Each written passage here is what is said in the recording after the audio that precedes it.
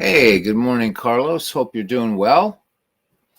Yeah, let's see if we get some people in here. A little bit of a discussion. I was just sitting here messing with just configuring ballparks and logos for Pure Sim Baseball, just because it's kind of like fun. It's something to chill out without actually playing out a game. So I was watching a couple of videos today from Baseball Replay Gamer and Baseball Replay Journal, or what have you. Those two channels, good channels.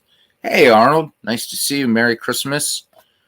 Merry Christmas early. We're closing in on it. One of the most important days of the year. But anyhow, so Merry Christmas and peace to everybody. So I'm watching these two videos, and they're good videos. I mean, they're good videos. I'm not disagreeing with these guys. In fact, they're amplifying something that I'm seeing in our hobby. And I just would like to get a little bit more honest discussion about it, because, so often we kind of say, well, play what you love. But it seems to me, hey, Bernie, it seems to me that the discussion is never about just playing what you love. It goes deeper, and we'll kind of talk about that. And again, this is not, any sort of attack video or anything like that. It's more just to have a little open and honest discussion. I mean, at the end of the day, yes, I think you do. Sorry for the people's dogs downstairs barking.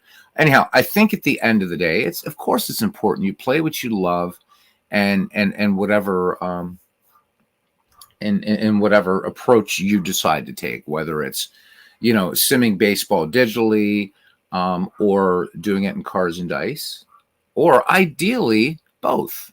Why not? And I know I myself, I'm kind of jumping back into cards and dice. I've said before, and I still do, I still prefer digital because of the style of stuff that I do. I love to do draft leagues. I'd love to mix teams from different eras, players, what ifs, whatever, tournaments, things like that. But also, I started a new project last night, Christy Mathewson project, 1905. And that's something that you could also easily do. In fact, I might argue even a little bit more quickly in some ways in cards and dice than you can in digitally, because all you have to do is just follow the schedule and bring Christy up. Whereas I'm doing an out of the park baseball, I've got to advance through those games until his next start. But what about this dichotomy? Because I do perceive that for some people, there is a hard separation. If anybody would like to get on and talk, I'm going to put the link. This isn't our official chin wag. This is one of those just off the cuff. But, if it leads into a good old baseball chin wag, well, then why not? Or, out to sports gaming even more. It doesn't have to be just baseball. Although I can't really speak to the other games. That's right. Depend on you guys. But, and I'm going to be doing stuff here while I'm talking and monitoring the chat. So just doing this the slow way. Anyhow, so I see players that just are diehard one way or the other. And there's just absolutely, that's it, right? Well, cards and dice is better because, I've heard the open engine thing, right?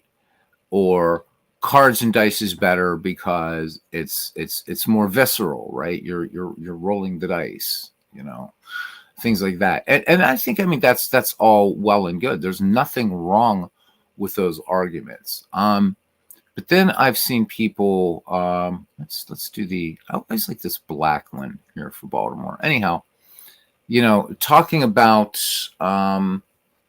that somehow cards and dice games are more quote unquote honest, right? I've heard the argument, of course, the digital is inferior because it's a closed engine. Hey, Doug, Merry Christmas.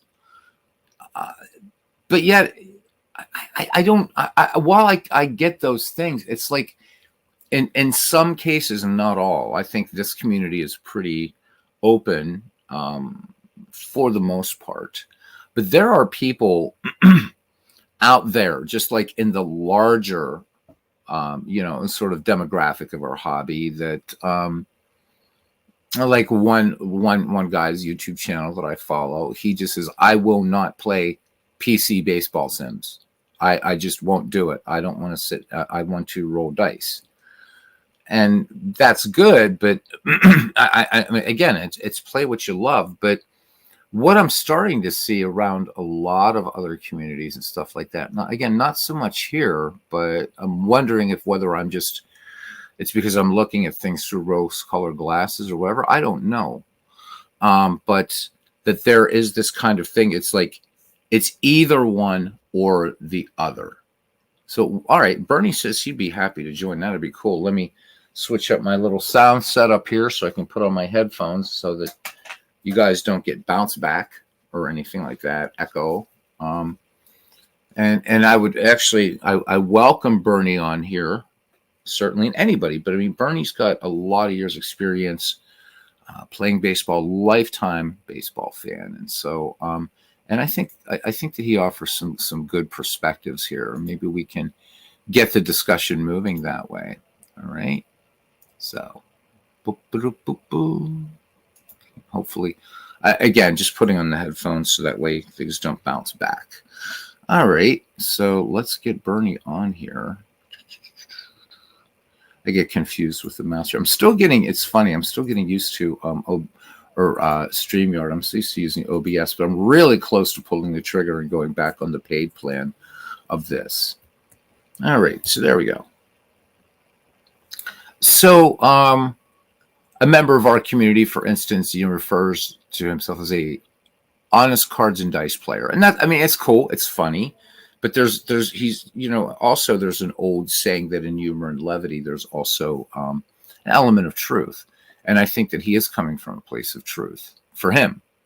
And that's all well and good. So none of this is about judgment or anything like that. But here's the basic question. Why does it have to be one or the other? At the end of the day, what are we doing? Right? And at the end of the day, we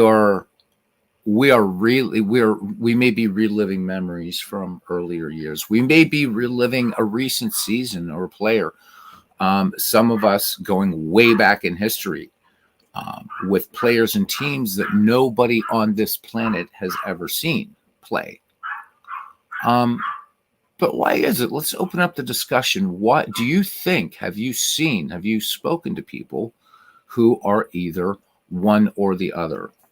The other gentleman's video I watched, and I'm sorry I didn't remember it, and I'll get Bernie on here in a second. So he was talking about how Strat doesn't have all the seasons. APA has all the seasons, and it's kind of, then there's these other, right, the other smaller baseball games, whatever, payoff pitch, things like that.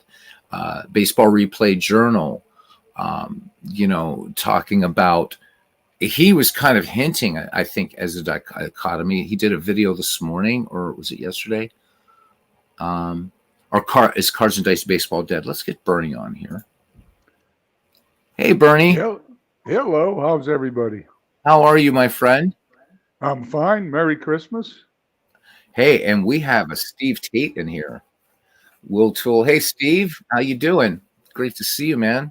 I love the slot car thing. Love it. That was so cool to watch it on Discord. Good to see you around. Will Tool, Merry Christmas. And to Bernie, I know you just recently celebrate Hanukkah, but to you, I wish peace, light, joy. Just because that's what this is all about. We talked about that last night quickly. Well, I want you to know my wife celebrates Christmas, so I get to celebrate both of them. Oh, well, cool. Then Merry Christmas to both of you. Thank you very much. Lovely, lovely, lovely. So, Bernie, I'm not trying to be, this is not like a sound and fury signifying nothing, as the Bard once wrote, but I sense that there is this kind of, with some people, there's this mentality that it's either one or the other. What do you think about that? I think it's right on. I don't think anybody ever talks about it. So this could be a dangerous discussion. Get you a lot of hate mail. Oh yeah, that's all right. That's okay. Yeah. I see it all the time. I'll never play digital on diehard cards and dice guy, you see that more than you see the other way around. Mm-hmm. Mm-hmm. The hardcore digital that won't play cards and dice, but I play them both. I have more games than I could ever play, and for me to get in everything I want to get in, I Mm-hmm. really need to be digital. You can't. Although I enjoy playing cards and dice games, in fact, in some ways, it's more peaceful and it's more personal. Mm-hmm. Cards and dice. Sure. It just takes too much time. You got to set it up. You got to spend the time to play it. There's only a few games that play really quickly, like APA Basic or Strat Basic. Mm-hmm. Most of I play other things other than baseball. So Mm-hmm. when you play football and basketball, it could be a 2-hour event.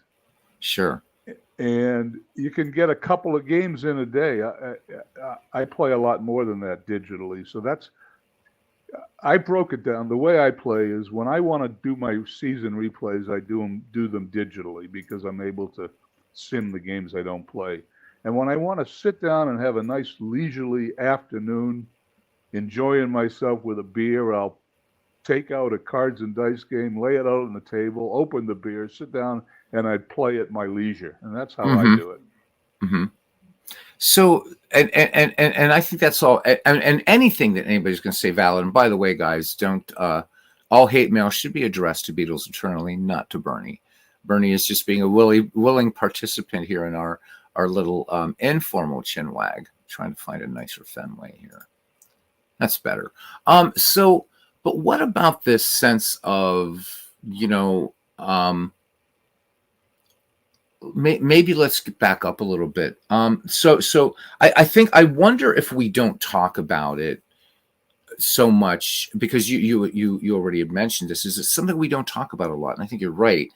And I think that maybe part of that is we don't want to offend anybody, and certainly that is not my intent here. I'm just trying to get maybe a more honest discussion about why there are these two camps. It's sort of like you have the triple entente. Right? I'm thinking of the First World War, the triple entente and the Allies and stuff. But why are we becoming so entrenched in that? I mean, and as I said at the top of the video before people started coming in, and guys, I'm going to be highlighting your comments here on StreamYard, so hang in there as we get the table set with this. Is that I remember even saying as much as a year ago that, I loved cards and dice back when I was an undergraduate, played it a lot, then got in grad school, really didn't have time to play it. And then by that time, digital baseball sims became the games that I always wanted to do. This kind of, to borrow a line from Out of the Park Baseball, an infinite playground. As let's say to set up, something like a Ned McGreevy league or a Howie Shanks league with cards and dice would be not only cost prohibitive. Now let's talk with the tradition, the older board games, right? So with APA and Strat, right? With Pocket Pennant Run, you could do it. With a lot of these other newer games, you could do it because they do include everything. But with the older seasons or the older games, right?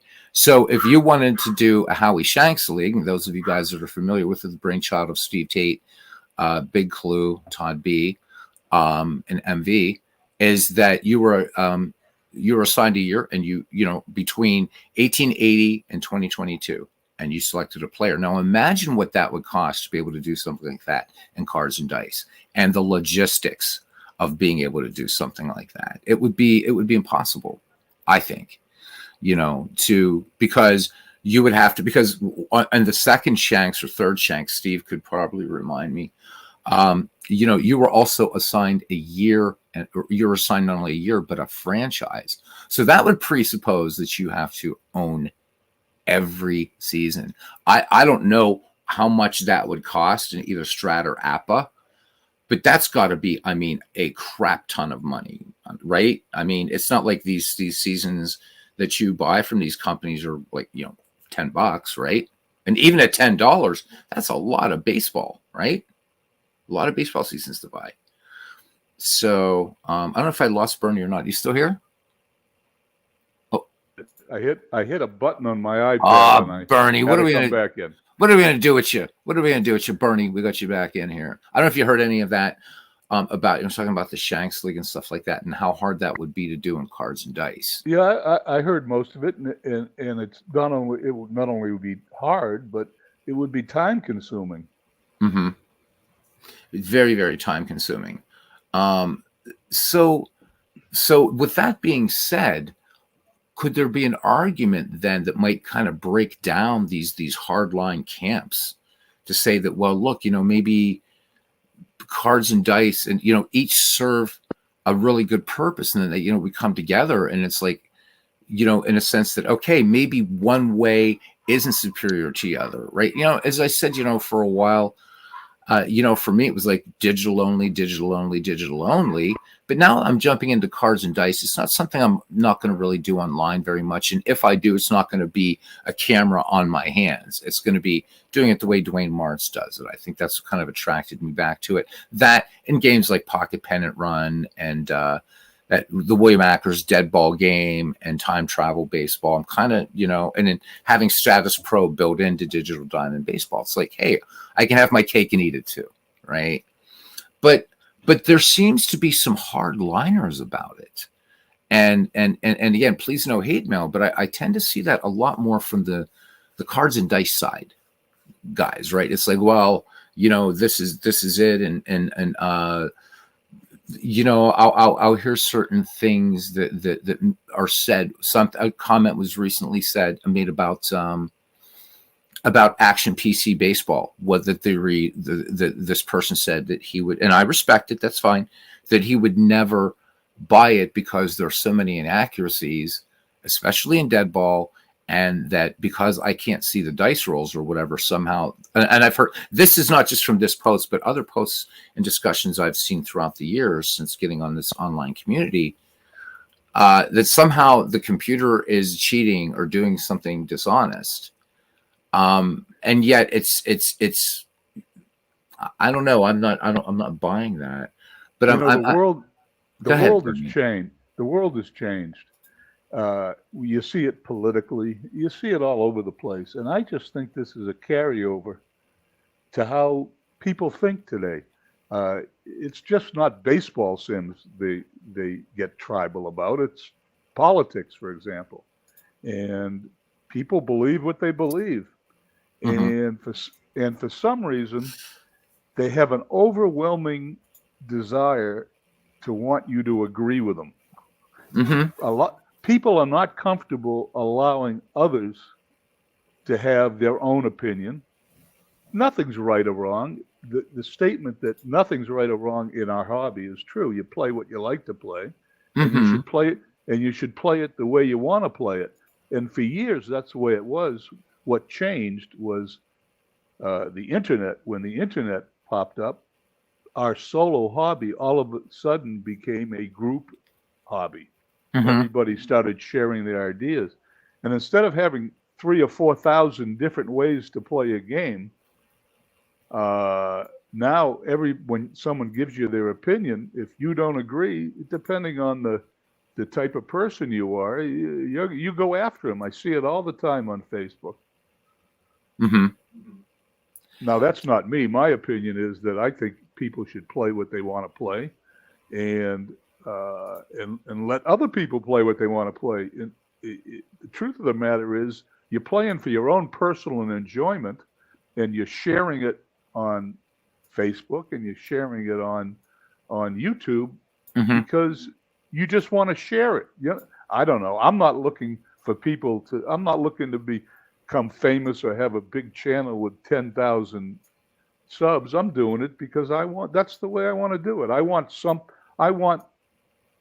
to express my hobby publicly for those who want to enjoy it. And if you don't enjoy it, scroll past. Right. And I mean, I think that's spot on. Everybody is loving what you're saying here. I'm just highlighting comments as I go down here. Hey, Marlon Price, welcome into the channel. Welcome to the family. Says I play both and enjoy. Let's just have fun. That's and that's the essence of it.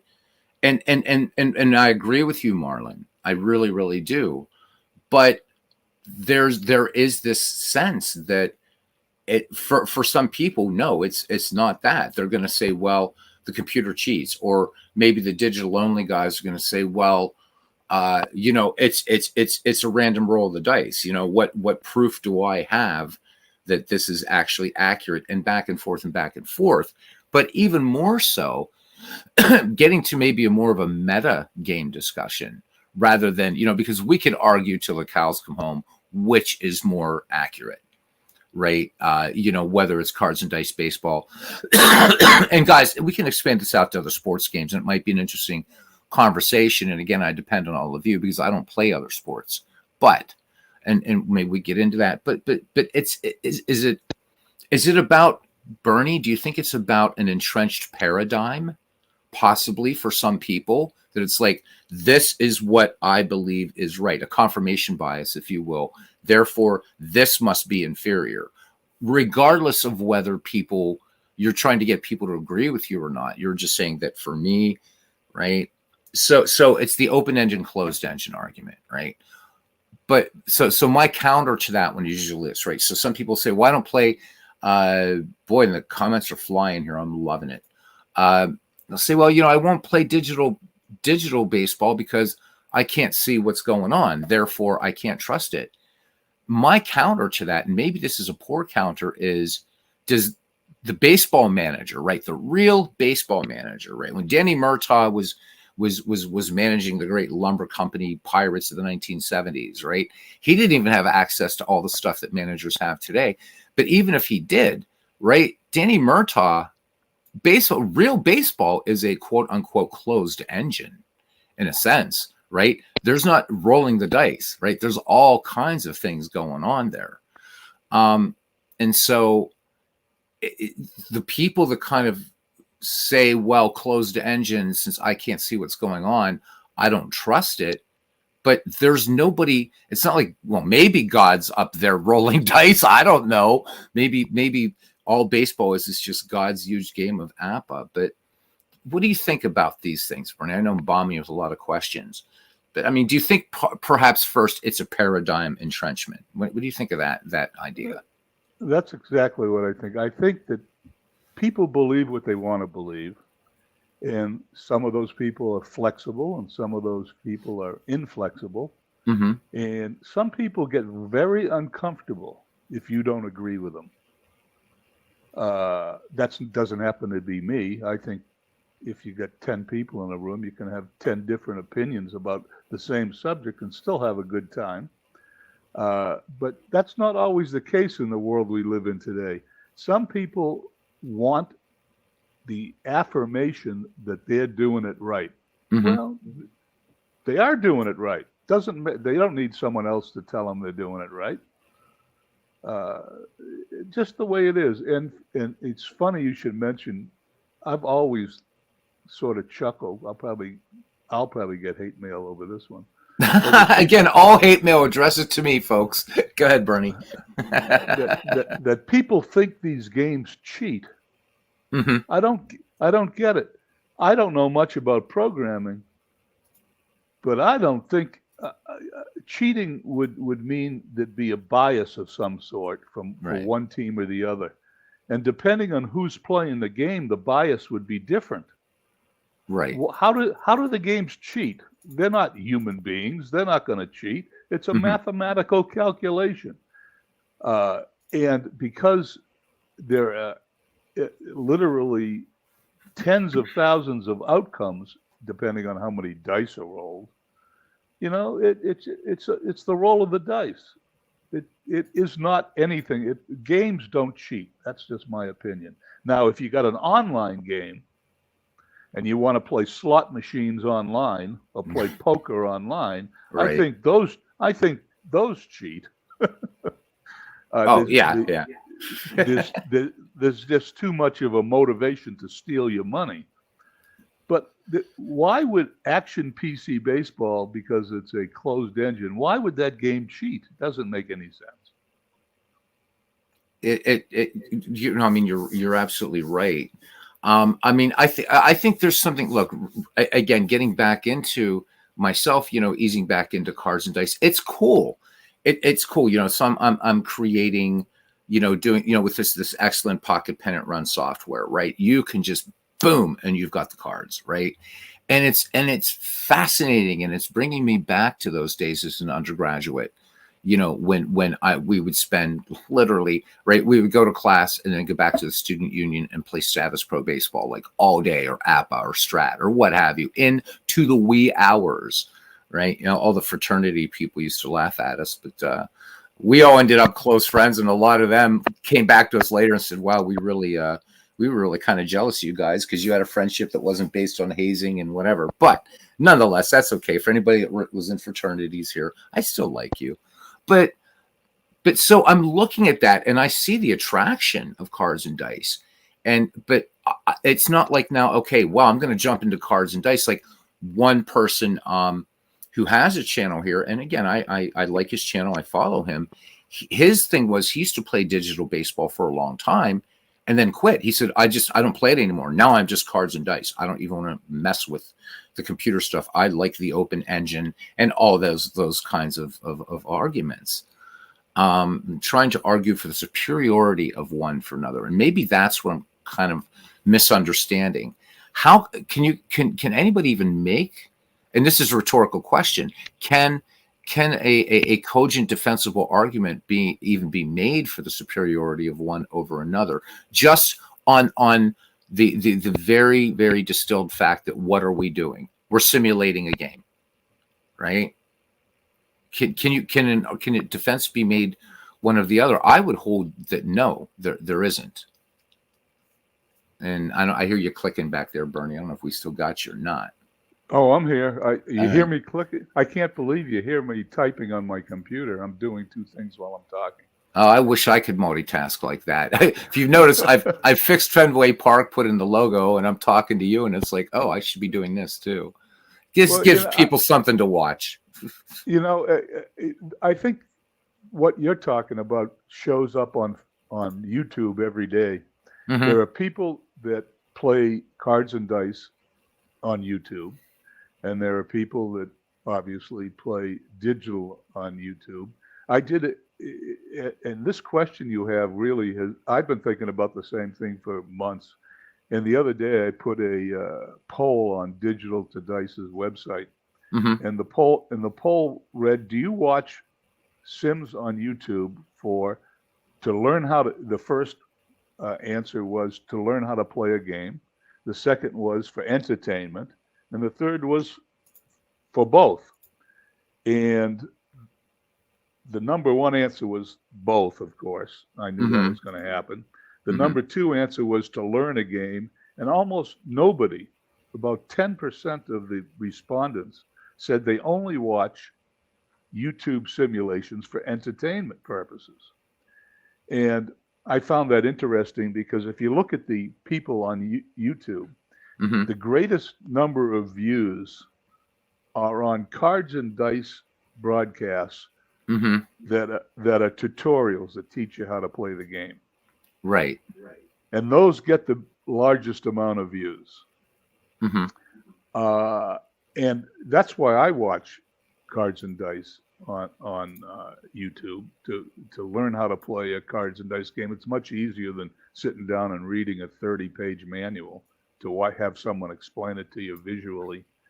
And I think you learn the game a lot faster. Mm-hmm. That's number one. But number two, when I watch for entertainment, and I know I'm going to get hate mail for this one. Poor Bernie. Just watching someone roll the dice Pardon me. and mm-hmm. play the game without any tutorial function, I don't find that very entertaining.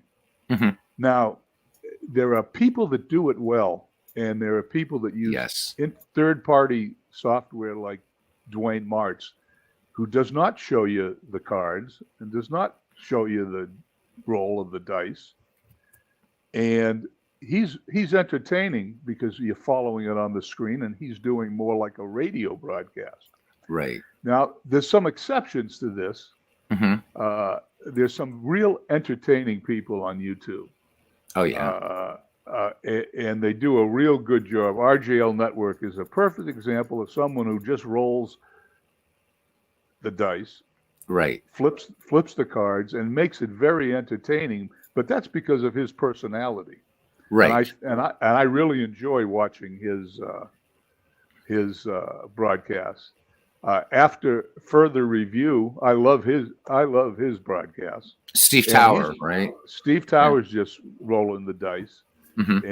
and of course Dave Gardner's doing the same thing when he does the cards and dice, but he throws his own personality into it. So I think when you're watching cards and dice on YouTube, the entertainment, it's either you either want to learn the game or you want to be entertained by the personality doing the broadcast. Right. I'm not that good, so I couldn't do a cards and dice broadcast because I don't know the games that well, and I'm not an expert, and I'd be afraid I'd be teaching someone the wrong thing. So that's why I use digital. I think digital is made for YouTube, particularly out of the park baseball. Oh yeah.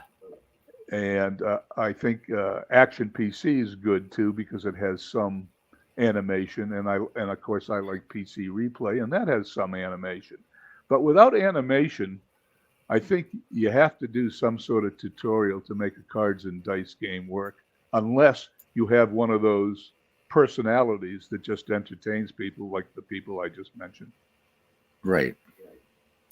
So then to my next question, and I mean, I don't want to.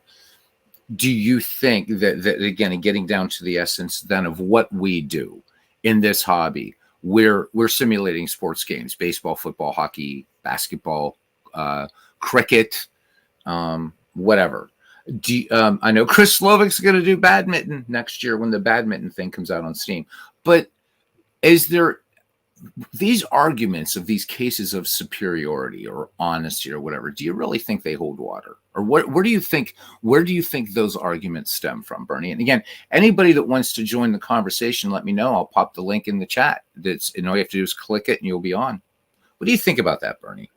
Well, I don't think I think anybody who thinks that their way is superior, I think they're thinking wrong. This is a solo game. It's a solo hobby. And what's good for one person isn't necessarily good for the other. And if you want to do it however you want to do it, I think it's great. Al, Red Sox fan, does that all the time. He gets on and says, I'm not an expert in this game. I'm going to play it my way, and I'm going to make changes that make sense to me. Right. And I'm going to enjoy it. And he's got a big personality, so he makes everything he does. He does everything, makes everything entertaining.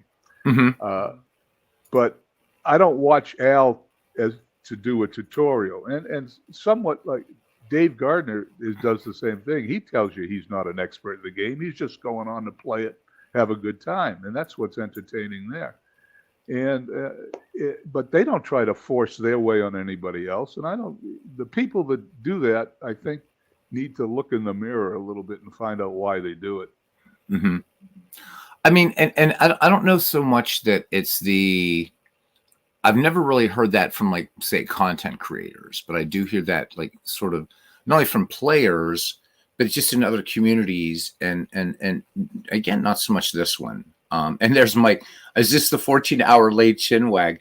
Well, Mike, in the spirit of last night's Sports Time Machine, wanted to do a game, and I thought that by the time that was done, for us to get into that, our usual long chinwag sessions would have been nuts. So that's why I just started the Christy Mathewson thing last night. So, but this is just because of watching some YouTube videos, and there were two of them that were related.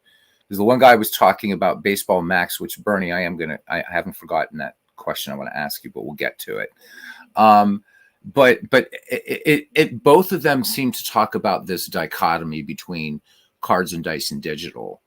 And again, as I've asked Bernie, the question keeps coming around in my addled pate that in essence, what we're doing is simulating sports, right? We're not, whether it's age or whether it's lack of athletic ability or whatever, we just play some city league baseball, which I won't play because I don't want some dude thinking he's Nolan Ryan and all of a sudden I'm dead. He throws one high and tight, whatever. But if how we do it, right? And again, we do say, and at the end of the day, it is right. Play what you love. But why is this discussion? Why can't an honest discussion be made and say, okay, I'd love for somebody to come on here and say, I'll tell you why cards and dice is better, or I'll tell you why digital's better. I again, I'm not picking on the cards and dice only guys, but I do tend to see that resistance more from them. I can tell you why I think cards or why digital is better for me, but that's because of what I do. If I did season replays and just exclusively that, I think I would probably be okay. I can just easily do one or the other, but because I love doing things like, McGreevy leagues and, Steve's Shanks idea and stuff like that, I don't have the money to do it, for one thing. And it would also presuppose that everybody else has that same game. But it's this question of superiority. It's kind of like the old joke, the old thing. You guys all know it. Any longtime gamers, you've heard the meme PC Master Race. Because there is that kind of, I don't know that it's that much of a dichotomy, world's worst gamer, which just means a separation. It either has to be this or this, right? So little Boolean logic there. But it used to be that you were a PC gamer or you are a console gamer, and ne'er the twain shall meet. And I still sense that for some in our hobby, that exists. It's almost like back when the Red Sox Yankees rivalry really meant something, right? When divisional play was still a thing, and people were holding on to that, and I'm wondering why, because I haven't heard any. So yeah, Steve Tate says more older dudes get hurt from softball and golf. Just saying. Yep. So I don't know, Bernie, and I'm so glad that you volunteered to come on, because you are a longtime baseball fan. You've seen things in baseball that none of us have seen. Your knowledge of the game and things like that. And you've been a long time, long time in this hobby. And you're right. We have taken what is essentially a solo hobby, and now we've brought it out to the world, right? I mean, geez, Robert Coover wrote a whole book about it, didn't he? Right? The Universal Baseball Association. J. Henry Waugh. What a sad, dark book that ends up being. But I'm perplexed by the intransigence of some of the opinions, I guess. It's like, well, it has to be this because you're playing something. Action PC is inaccurate, or this is inaccurate, but inside pitch or strat, and I'm just throwing out name guys, or payoff pitch, they're going to be more accurate than any digital sim ever. By what metric? I was going to say, if you're going to go on YouTube and have a discussion and put your opinion out there, you have to accept everybody else's opinion, because YouTube's an open forum. If you don't want to hear what someone else thinks, this is not the place for you. Right. But here's the thing, Bernie. I do want to hear what people think. I really, really do. I would like to. I'd really like to get a conversation, not a debate, but a conversation going with some of these folks. Tell me why it's better. Now, I get the peacefulness, and that resonated with me. There is something cool. And again, like I said, I just picked my physical game, Pocket Pennant Run, now just came. I've been playing the print and play. And I mean, the mat's there, and I can look at the charts, roll the dice, There's something cool about that. I like that.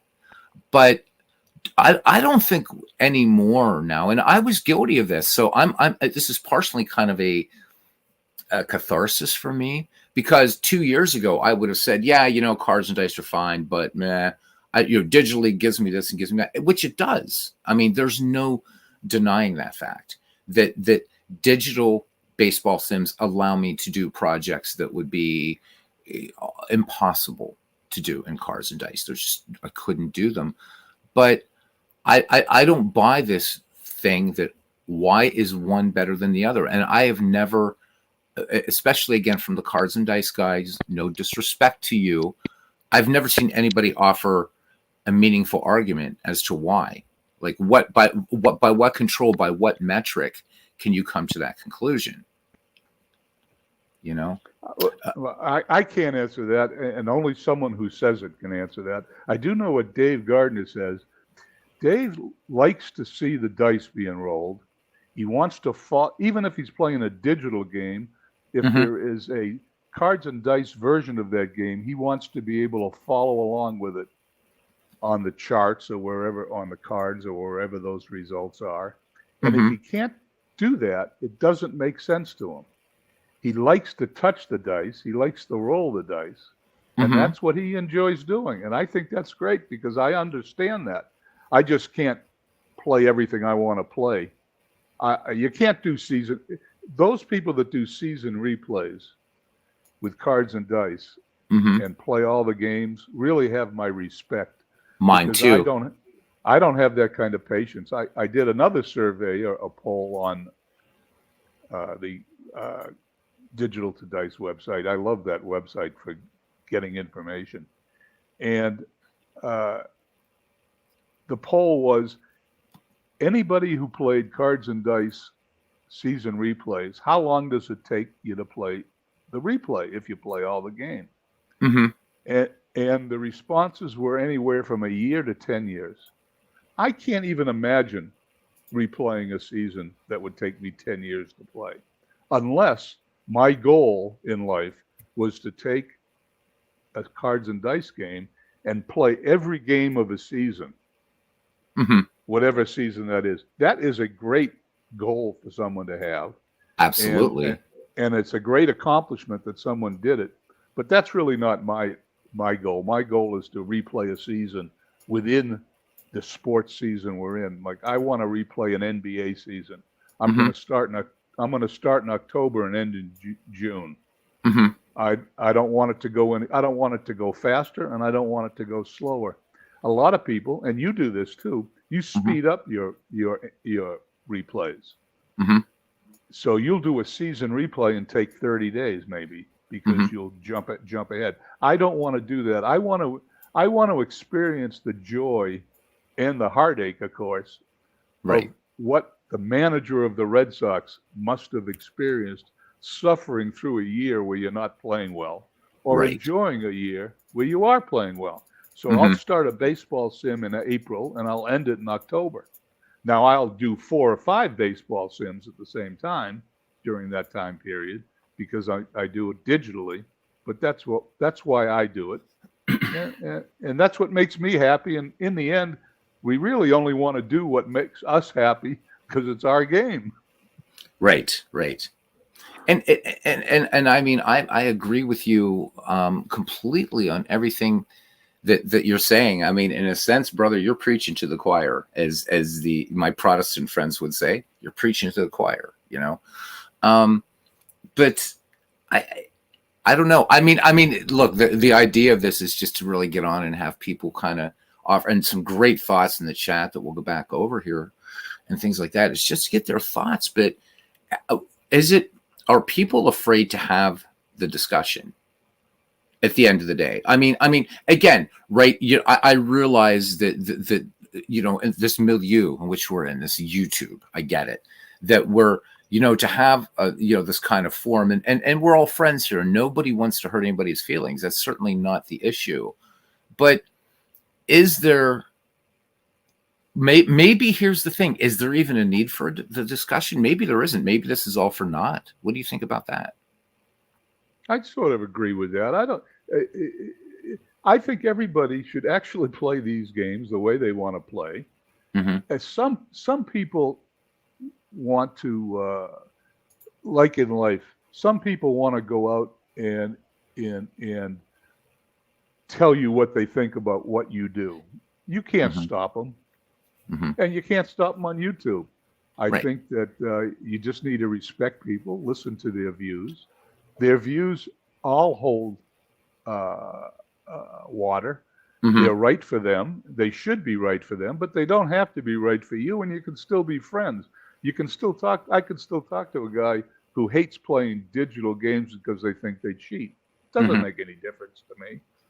And sort of like that post I did a few weeks ago online where I posted that if you don't like a game, move on. Why get online and knock it? It's no big deal. There are hundreds of games.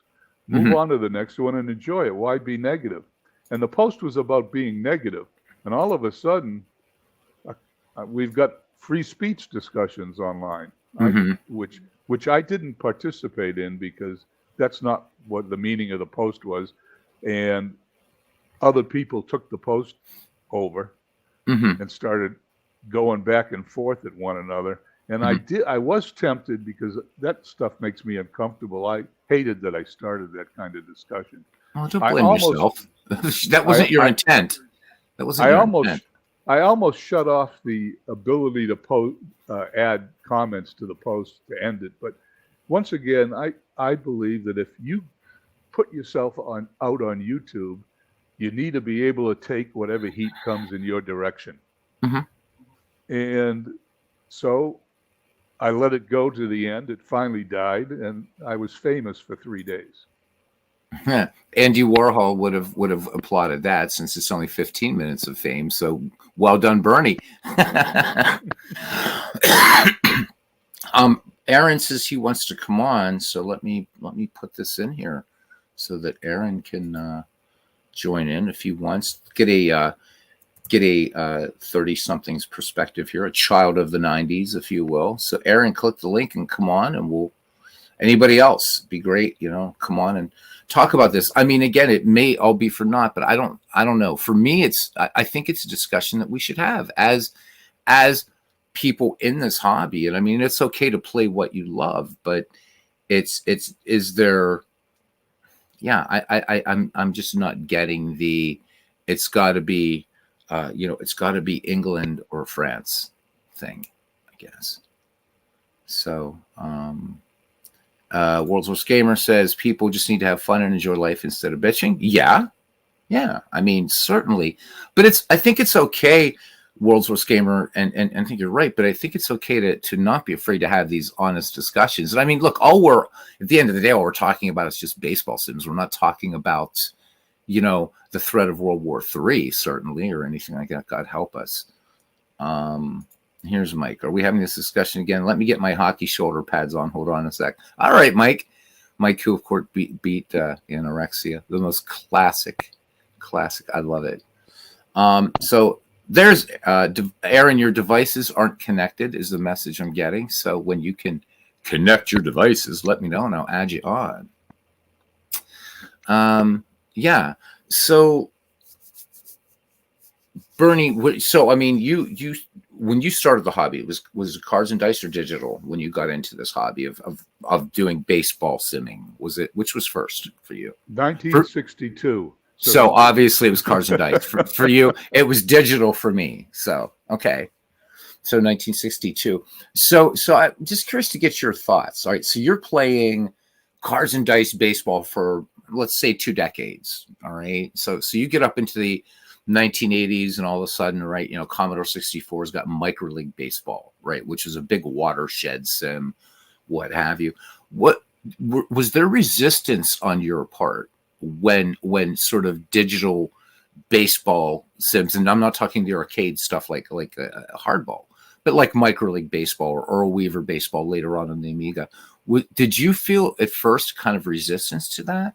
I'm just curious. No, as a matter of fact, when SSI came out with their first computer simulation that I used to play on my Apple II, I sort of abandoned cards and dice. I went strictly digital for almost 40 years, from the early 80s to COVID. I only once around the year 2000 did I bought another APA game and started to play, but I much preferred digital to cards and dice. I didn't really get back into cards and dice till about 2020, when you had all that time in your hands and stuck at home. I started to play the games, and I actually didn't know that much about all these various games, and I had time to investigate.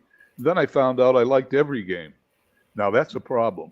Yeah, that is a problem, especially for the bank account, right? And time. No question. And so I spent a couple of years trying out every game.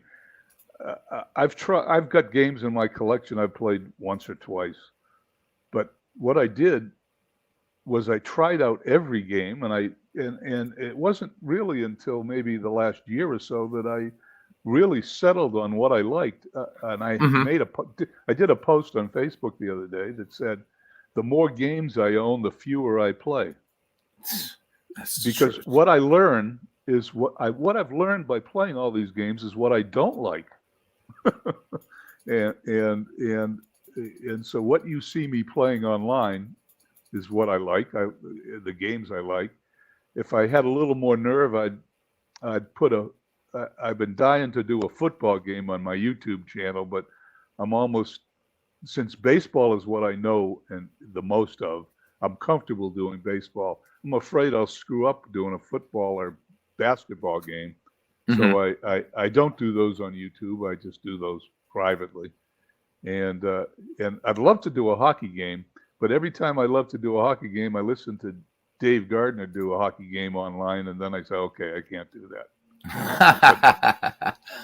Well, But I I mean, forget. yeah. I have to remember he's a professional announcer for the game of hockey.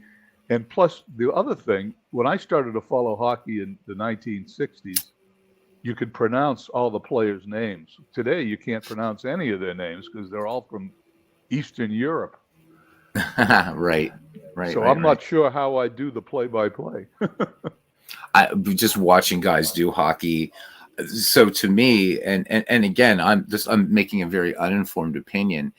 Just with the pace of hockey, I don't even imagine. And I know people do it, but I think of all the major sports, and maybe basketball might be kind of like that too, right? Because at least there are pauses in football, and certainly there are pauses in baseball. I think baseball is probably the easiest to do cards and dice. I can't even imagine like playing a cards and dice hockey game, even if I knew anything about hockey, besides the fact that there used to be fights and it was infinitely cooler then.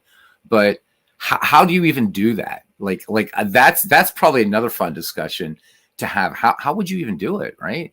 I mean, I so couldn't do a cards and dice hockey game. It would be impossible because I'd spend all my time thinking of what my next move was because it's not natural to me. I have to think about it. In right. baseball, I'll see a play on the OOTP screen, and I've seen it before. I know what I'm calling, so I know what I'm saying, Right. unless the computer screws me up. Well, yeah. Right. Let's go back. Hey, there we go. Here's hey, Clee baseball fan, while you're here, I wanted to thank you. They say imitation is the sincerest form of flattery. I was so inspired a couple years ago. I really was by your Corey Kluber and Rick Porcello replay. That 2 years later, it was like, hey, Tim did something super ultimate cool.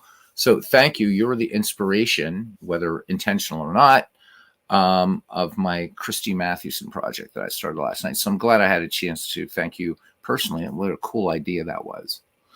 Um, so Tim says that for Strat hockey, it's a little easier. Uh-oh, here we go. Here we go. No, no, no. Stay, legends. Stay, stay. We're already past that. We're still on this kind of. So please stay. So anyhow, how you doing? Legends working on, I guess, two things, guys, and we'll get back to the discussion. He's posted in our Discord. Please vote on MVPs and things like that for Franchise Stars Baseball League Season 2, which ended in fantastic fashion. I hold a even better postseason than the first one. Also, for you guys, for you football fans, he is doing, and I'm going to watch a couple of games, even though I won't know what's going on. He's doing a 16-team tournament while he's finishing 15 or 16 teams. Legends, you'll correct me, please. A kind of tournament for you guys. So I know that he said there might be one up on Tuesday. So yeah, so there we go. Got to do that. Yeah, of course, DK. I would love to post the Discord invite. Let me get that up there. Bernie, do you want to kind of? I don't know. I just so that resistance thing. So then you ended up coming back now. So for you, would it be safe to say now that okay? So first, your cards and dice. Then you got back into digital for all those years. Loved it. Went back. So would it be safe to say, Bernie, that you've been able to bring the two both together in a nice understanding, and that for you there's not a dichotomy? Would that be accurate? Well, for me, yeah, that's very accurate. For me, this is how I do it. If I'm going to do a season replay, I'm going to do it digitally. If I'm going to play a one-off game, a World Series, a Super Bowl, something like that, I could do it digitally, but I also enjoyed playing those with cards and dice and making an event out of it. But when I play a cards and dice game that takes it like football, and let's say I want to play an Apple football game, it takes so long, I can't imagine putting it on YouTube. So I make a day out of it. I'll set it up on the kitchen table. I'll sit there and I'll play for a half hour, 45 minutes. I'll get up and do something else. I'll come back to the game. And when the day's over, I've played the game. I've enjoyed it. I've had a good time. And I've accomplished what I've wanted to accomplish. I've played the game. But when I'm, like I said, I mostly like season replays because I like I like the storylines that develop out of a season replay. And it's my opinion, and only my opinion, I didn't get this from anybody else. When they rate the cards, when they make the player cards for these sims, they do it based on their annual performance. They don't give you a card for April or a card for May, and you don't go with the streaks. You have an overall card. Carl Yastrzemski's card for 1967 will represent what he did in 67.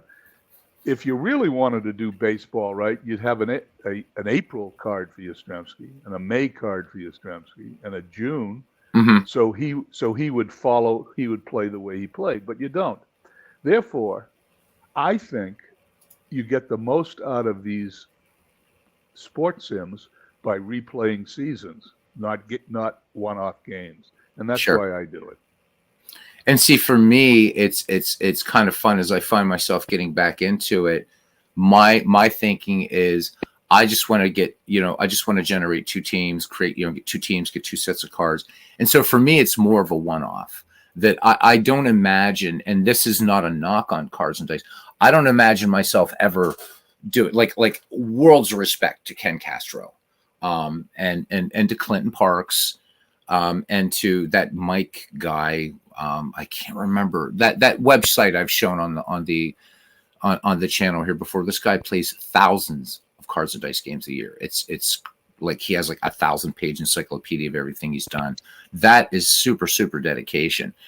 I don't ever imagine myself saying, okay, I'm going to print up everything for 1971 and replay the 1971 Pirates season when I can just do that in any one of these digital baseball sims. And I am offline. So yeah, on the channel, Bernie, you're right. I will speed up replays for the sake of just getting through the season. But offline, I'm doing 1949 and I'm doing it game by game by game, and I'm having fun with that. But for me, cards and dice is more of so it's kind of like halfway to where you are. It's like, you know what? I don't want to look at the PC. I want to chuck the bones. And I do cheat a little bit, though. I don't keep score by hand. I know how to, but I just have my Android here and boom, boom, no, there's the play. Or doing it with Digital Diamond Baseball, and I love it. It's getting both worlds. And was mentioned earlier. Somebody talked about PC replay, and of course, it's the same with Digital Diamond, that you do have the best of both worlds. Do any of you guys, do you think that, hey, Sakuni, welcome in, bud, that games like Digital Diamond Baseball and PC replay, in your opinion, Bernie, do you think that they could maybe serve to kind of break down the two camps, if for lack of a better word, the two nations? What do you think? I think people that are cards and dice diehards like to touch the dice. that like to touch the cards. And the reason I say that is I'm always seeing people online talk about the quality of the cards. It's a piece of paper Mm-hmm. with writing on it. Mm-hmm. But they talk about the quality of cards. That means they pay attention to Mm-hmm. whether an APA card is cut perfectly or the Strat card is using too thin a paper this season. They like to touch it. And I don't think the type of person that gets the sense of satisfaction from rolling the dice and touching the cards and flipping through the cards, I don't think that person will ever be a digital fan. Mm-hmm. I know people that sit there with the APA cards and the Strat cards, sit there in the chair in their living room just staring at the cards and reading them. Uh-huh. Oh yeah, sure. I've been doing that with the pocket pennant run cards. I'm like, oh, this is cool. Right. And you're kind of like mentally rolling the dice. Hey, what would happen? Hank Aaron's up and and if I roll this and I go to this chart, bam. Yeah, get that. I do get that. By the way, I think that's great. And I think if that's what makes you feel good playing these games, I think you should do it. I mean, I own many seasons of APA cards and many seasons of Strat cards. I've got Strat cards that are still in the plastic. I'll never open them because I'm not going to get to the games, but I bought them because I wanted the cards. I'm a crazy person. Well, let me ask you a question, and this is now we're veering off a little bit because I am getting a consensus here, and I think Buckshot here kind of hits us with this. And I guess it's right. And you know what? Maybe this was my sneaky excuse to just get on and talk baseball with everybody. He says you're always going to have two separate camps, those that prefer digital and those that prefer cards and dice. So Mike talks about, and I'm hearing this again. I haven't played Strat since I was an undergraduate, so been a while. That I'm hearing this like their cards aren't so great. But what I wanted to ask, and Strat players, maybe you can address this more than APA players. What's your opinion on Strat making some of their seasons quote unquote collectible? I mean, I thought it was a game. Is like how do you if there's any Strat players in here, what do you think about that? Are you cool with that? Like, is that going to devalue the season because it's reprinted? Or I mean, what do you guys think? And maybe that's, I don't know if there's any Strat players in here. Tim is a Strat player, a Clee baseball fan. Tim, if you're still here, I'm not asking you to speak for the entire Strat nation, but just what's your opinion on that sort of, well, we don't want to reprint this because it's going to piss off old customers thing? So he says the black set to me is just a fun variant. So for you, there's not the sense of, oh shit, I bought, what's a rare season in Strat? I keep hearing it's 1969. Is that true? So if Strat would finally reprint 1969, would that upset you? Cooney says, I like both, but digital is just easy for me for my projects. And I also don't have the space for cards and dice, nor do I have set up to record the games. And Mike, I'll address you. You're talking about you wouldn't buy a game to play a one-off with two teams. That's the beauty of Pocket Pennant Run, because since it's got everything, I can just, it's not like I would have to go out and buy tons of seasons and just say, oh, today I'm going to play the 1959 White Sox, against the 2001 Seattle Mariners. So, but with that game, I can do it. But I get where you're coming from. I certainly do. Just curiously, so Midlife Crisis says, I think it's a money grab, not necessarily to just make money, but to allow them to afford to advance the game. That's, I think, how Max got developed, probably a result of the Strat Black set. Interesting perspective. And while maybe others are okay, so Tim says they just reprinted 1969 for Christmas. So at this point, if it's available when I want it, great. If not, I can wait. I have 4 seasons right now that I haven't touched yet. Nice, level-headed response, because I've been on the Strat boards and people were like, reprint it, and other people were saying, no, I bought it and I don't want it, and people have talked about how much these cards go for on eBay and stuff like that. And I know that's not so much the case in APA, because APA, all of their seasons are available. It's my understanding from watching what is his name? Is it Baseball Replay Gamer? I always get the two confused. So Baseball Replay Journal is the blonde-haired guy that does games at light speed, which I love his channel. The other guy always wears the retro baseball shirt. I always get the two channel names confused. But he was talking about the sort of issue with Strat. And so that's something that digital players don't really have to deal with, especially if you're playing games like the one I'm showing here on the screen. And by the way, if you've joined the Discord, go through announcements and you'll find this game for free. So we don't have to, like with Out of the Park Baseball, it's like I don't have to worry about that. It's a digital product, right? Mark Cohen said that about Digital Diamond. He said, well, why charge when the data are out there? Aaron's going to join us. So Aaron, hello. There you are. Welcome in, Aaron. Wow, you got really hot volume there, man. How are you? Hang on, let me see if I can fix that. Okay. Before I keep going here. While you're doing that, so Midlife Crisis is, I was angered at first, but then realized, hey, I like the game. I'm going to keep playing it. But if they don't offer something I want to play, it just opens my mind to other possibilities. Nice. DK says, Aaron, are you hearing me okay? Yeah, Roger. Okay. All right. Okay, good. DK says some old Out of the Parks are out of print. If you bought it on eCellerate, you can no longer download it. True. That is true. Now that there's so many games, I don't let Strat shortcomings bother me anymore. And I mean, Strat's a great game. I'm never knocking it. But Bernie, is that better? Yeah, that's better. Yeah, you were coming in hot, like great. Apocalypse Now hot. Bernie, I got a question for you, and I guess there's some kind of embargo or something like that, because I've been looking all over the place for gameplay videos of Strat's Baseball Max.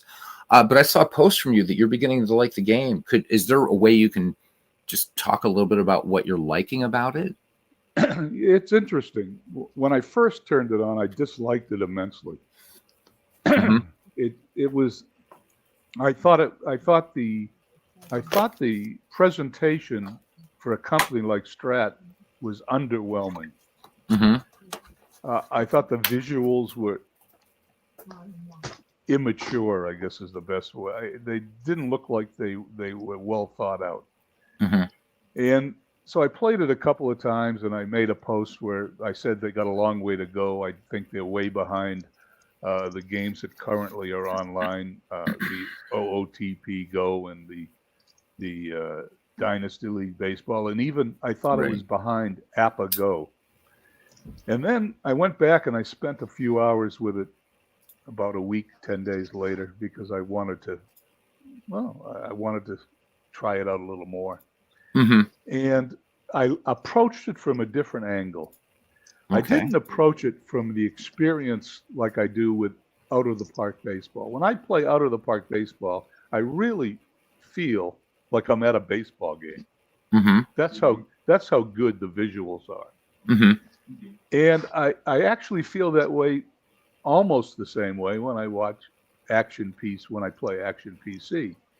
When I play APA Go, I really do feel like I'm playing a cards and dice game, so I ignore the parts of that game that aren't as visually appealing as the other two.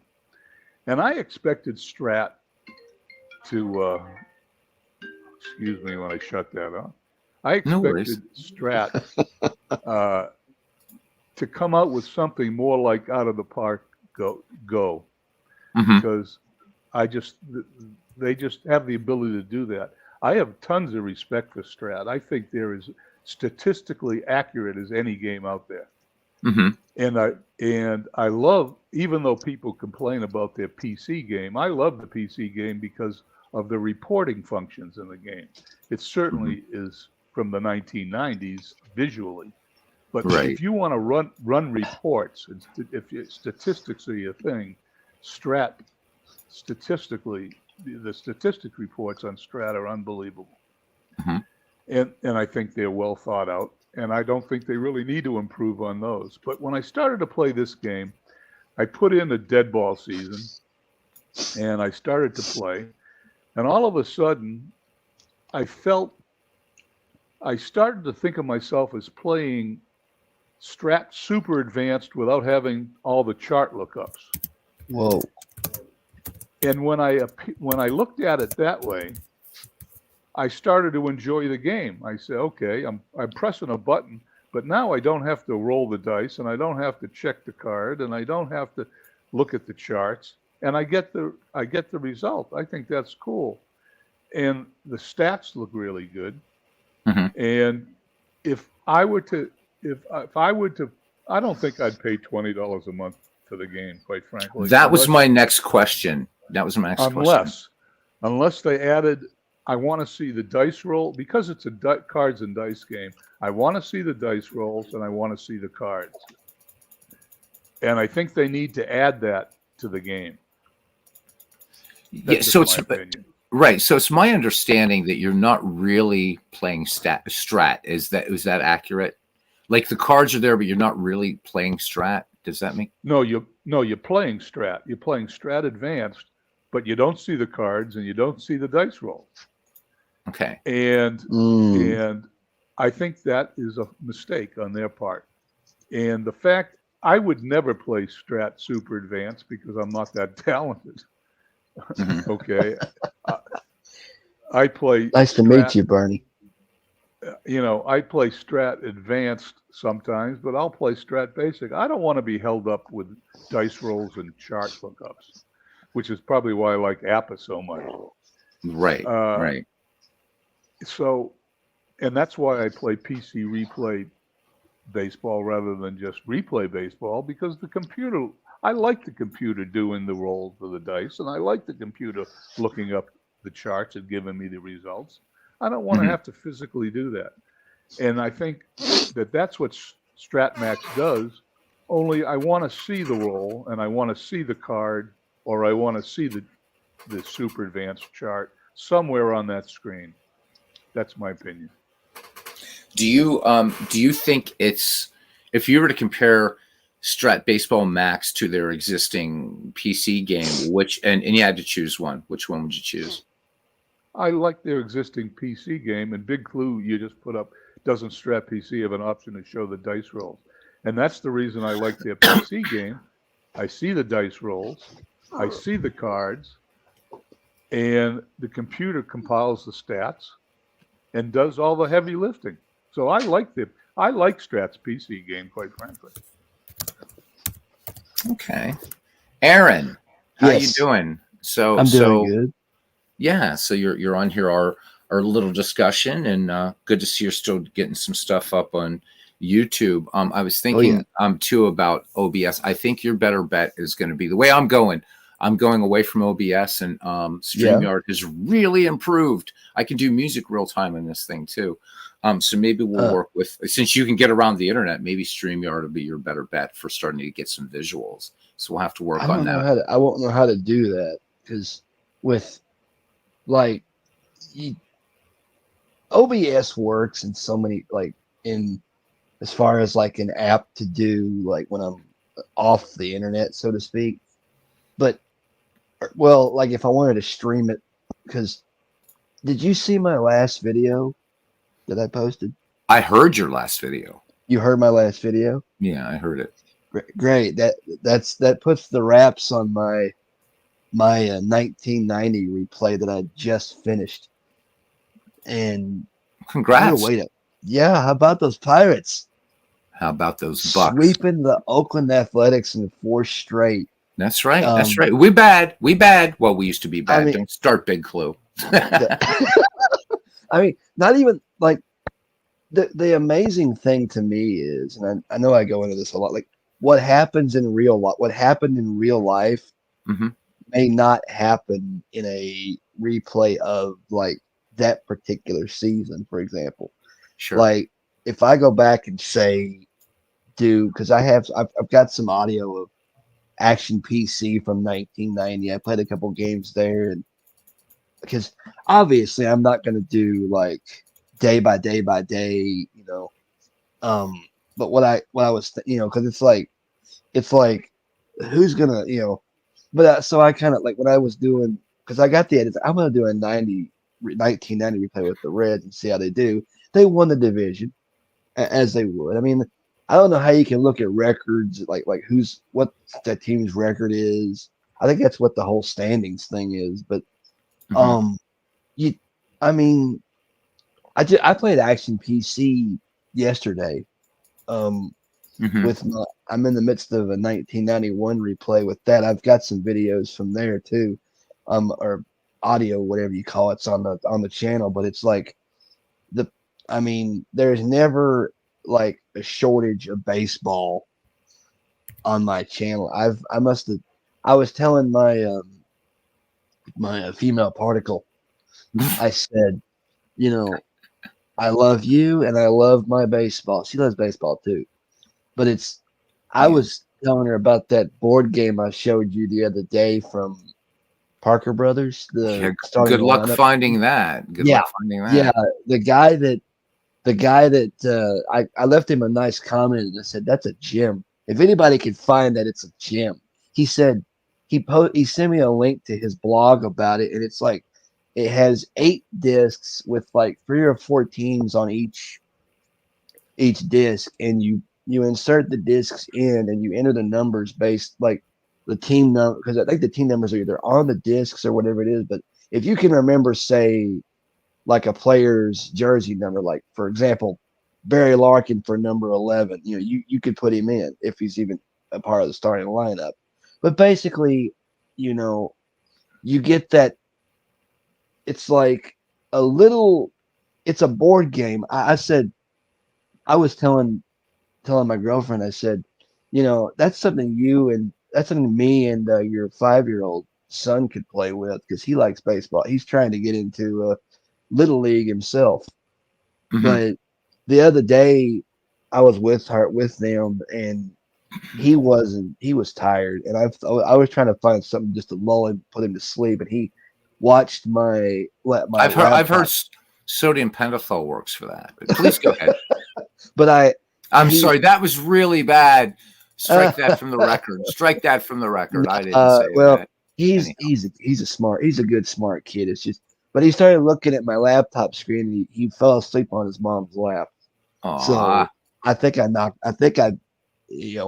but it's like like I play, like I must have played ABBA like 1,000 times within the few months I've had it. And doing like I was telling my girlfriend, I said, now you can do a quick game, which that's not really recommended because you got to set your own lineups, which that's not hard to do. I mean, it isn't as difficult as I thought it was going to be, because like some like the disc that came with the game when I installed it had 86, 04, and 15, which I may not keep the ladder 2 months longer because I don't use them. And I want to go as far as Ernie's vernacular is going to go. But with with 86, for example, each team has a primary lineup. Whereas the other ones I've got from so on and so forth, basically you have to make your own, which that's not hard to do, fortunately. I mean, I can easily put a lineup together and save it as such. But with this whole, like, I see a lot of videos about Strat-o-Matic and all that. And it's like the one with John Miller in it. I wonder if it was him actually playing it. Yes.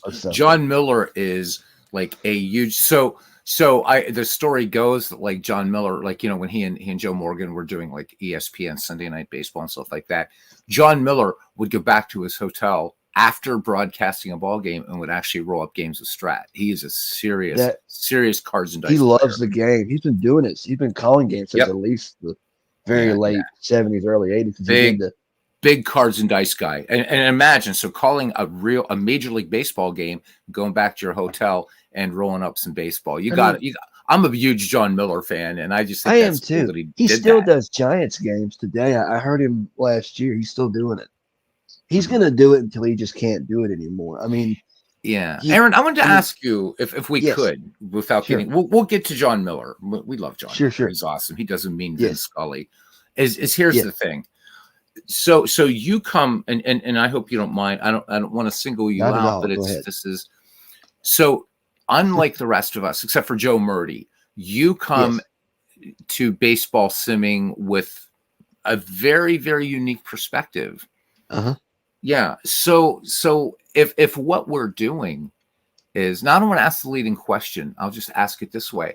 Right. Why do you sim baseball? What is it? What are you looking for when you sim baseball? What do you want to feel when you're further playing? Whether it's out of the park, whether it's action PC, whatever. What are you looking for? Like a further enjoyment of the game, I guess. Because, like, for example, if it's, say, the off season, there's no baseball on radio, there's no baseball on TV. I know it sucks, right? It sucks. I mean, you can't just go on. Well, they got YouTube channels for if you want to listen to a real life baseball game. They got internet. Well, from the past, anyways, they've got internet channels devoted that are on YouTube, or you can watch the Pluto MLB channel because they're playing a game, I believe, right now as I speak, but from the past, of course. But if I want to play, like, if I want to get like a fix of, okay, I want to play action PC. I want to play, let's say, a PlayStation game, or I want to play, old time. I don't think I can play old time baseball at the Retro Rack anymore. I can't find where I can click on the virtual mouse anymore and have my girlfriend help me because it's not. I don't see it on the thing anymore. But basically, with like, I could play like hardball 3 through 5, or something like that, and have a game ready to go in a matter of seconds. And then it's like, okay, I'm entrenched. It's like I can turn on the PS5 and play MLB 23 the show. I can. It's like if I want baseball, then I can go get baseball. It's like, and it's like the fact that we can just load something with, say, Appa, for example. You could just activate it right now, and boom, you got a game going. I mean, it's like, oh my God, these guys are. It's like you get a further enjoyment of the game, and then when opening day comes in April, it's like, why, and if you don't want to watch, say, today's baseball, it's like, I could just go back and play something from, say, the 90s or the 80s or whatever. I can go fire up a Nintendo game or play RBI baseball or whatever it is. If I want some like, if I want to play the game and have an outlandish perspective, I guess, I'll play like RBI baseball or hardball. So could it be that you've settled our argument or our discussion? Could it be that you are like, and while I'm loath to say this, Nixon going to China, right? So Nixon went to China, right? So because we were talking about these two camps, right? Yeah. So rather than maybe arguing for the superiority of one format or another, whether digital versus cards and dice. So it does get back to the salient point that what we're doing is for that further enjoyment of the game, the way that we can love baseball. And for folks like me, this is the only sport I follow. So like Big Clue asked in Discord, who's ready for spring training? I answered him and I said, I was ready after the last year's World Series. I'm ready for spring training now. They're playing in Australia right now, but it's kind of a commute. So Aaron, you might have solved it. So, but that being said, if we're playing for that enjoyment, do you think that I mean, that plays hand in hand with play what you love? But so my thing is that firmly entrenched position that one's another. But yet you guys are offering kind of interesting solutions to it. But that this isn't going to solve anything. At the end of the day, we're still going to see it's a closed engine. I don't trust it. It's digital. I don't trust it. They're dice. I don't trust them or whatever. Aspect. Right. Yeah. I mean, I was, like me and my older brother, he's not much. Well, he played. I used to sit and watch him play All-Star Baseball 2003 on the PlayStation 2 when I was a kid, and he finished. It's like it. I'm like he's doing the whole like expansion team thing where you make your own team and you draft your own players, but he's doing like this. He's that or he's making himself and playing for the Cleveland Indians. I mean, but it's like I'd watch him play MVP baseball and just be so passionate. Like, if the Indians don't get a play going his way, he slams the controller down. Shit, or he'll swear and slam the Well, controller that's part down. of being a gamer, though. So yeah, I Yes, get and it. then I get it. and then but being like I would, and he would tell me how my teams do or whatever it is, what their record is, And cards and dice guys, I'm sure there's times guys throw the dice too. Damn it, I didn't get a 66. Whack. But anyhow, go ahead, bud. Go But ahead. basically, like, and then when because I used to think, like I said, that baseball was boring when I was little. I was Oh, dude. like when I was like maybe between the ages of, let's see, because we always got the Braves on TBS. Well, that explains it. That explains it right there. That explains it. Braves. You got the Braves. We got the Braves. We got the Reds. We got, but like, I remember just like in '94 when the strike happened, I didn't know what was going on. It's like all of a sudden That's right. Neither did they. Neither did they. So like, go ahead. August, there was no baseball. I'm like, how are we gonna, But I remember watching my brother and his friends playing Super Bad Rep on the Super Nintendo when I was a kid. It's like, I'm like, I'm like, what are y'all playing? He said baseball. I said, what's baseball? And I was like, what's baseball? I'm like maybe 2 or 3 years old, so I don't know. My little brain. Well, dude, when you're 2 and 3 years old, the only thing you're interested in is, well. Anyhow, go ahead. Like I said, I went to my first minor league game. I didn't see it, but I went to it when I was 11 years old, and it was like I didn't really get it because I'm like, why are they just what, like, is this a live TV feed? Right. My dad looked at me and said, "No, son, it's right. It's live. It's right in front of the game is happening right in front of you. It's not a TV. It's not a mirage. It's not a TV screen. It's real." And then, but we only went to a few games that year in Lexington, about a half an hour from where I live here. But then we got season tickets, right? And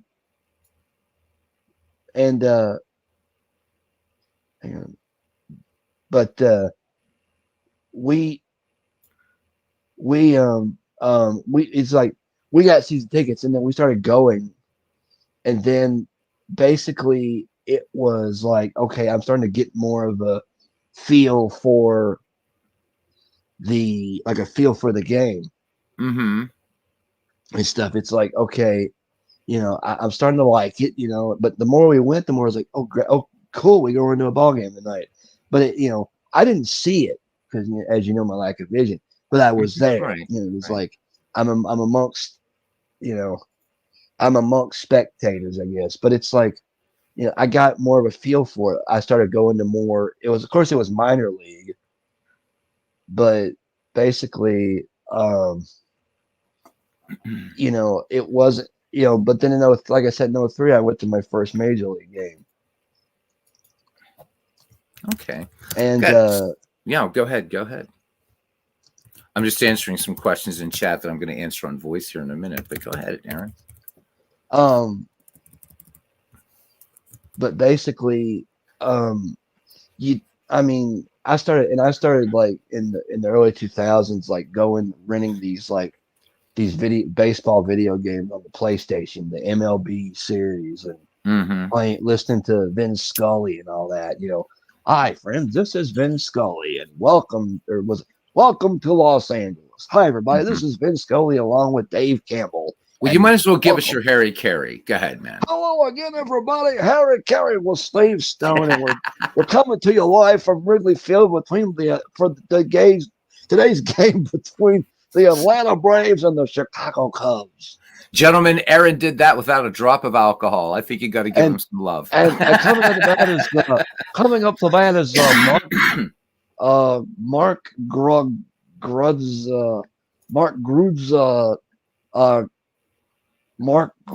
That's Mark Gretzalana Carey.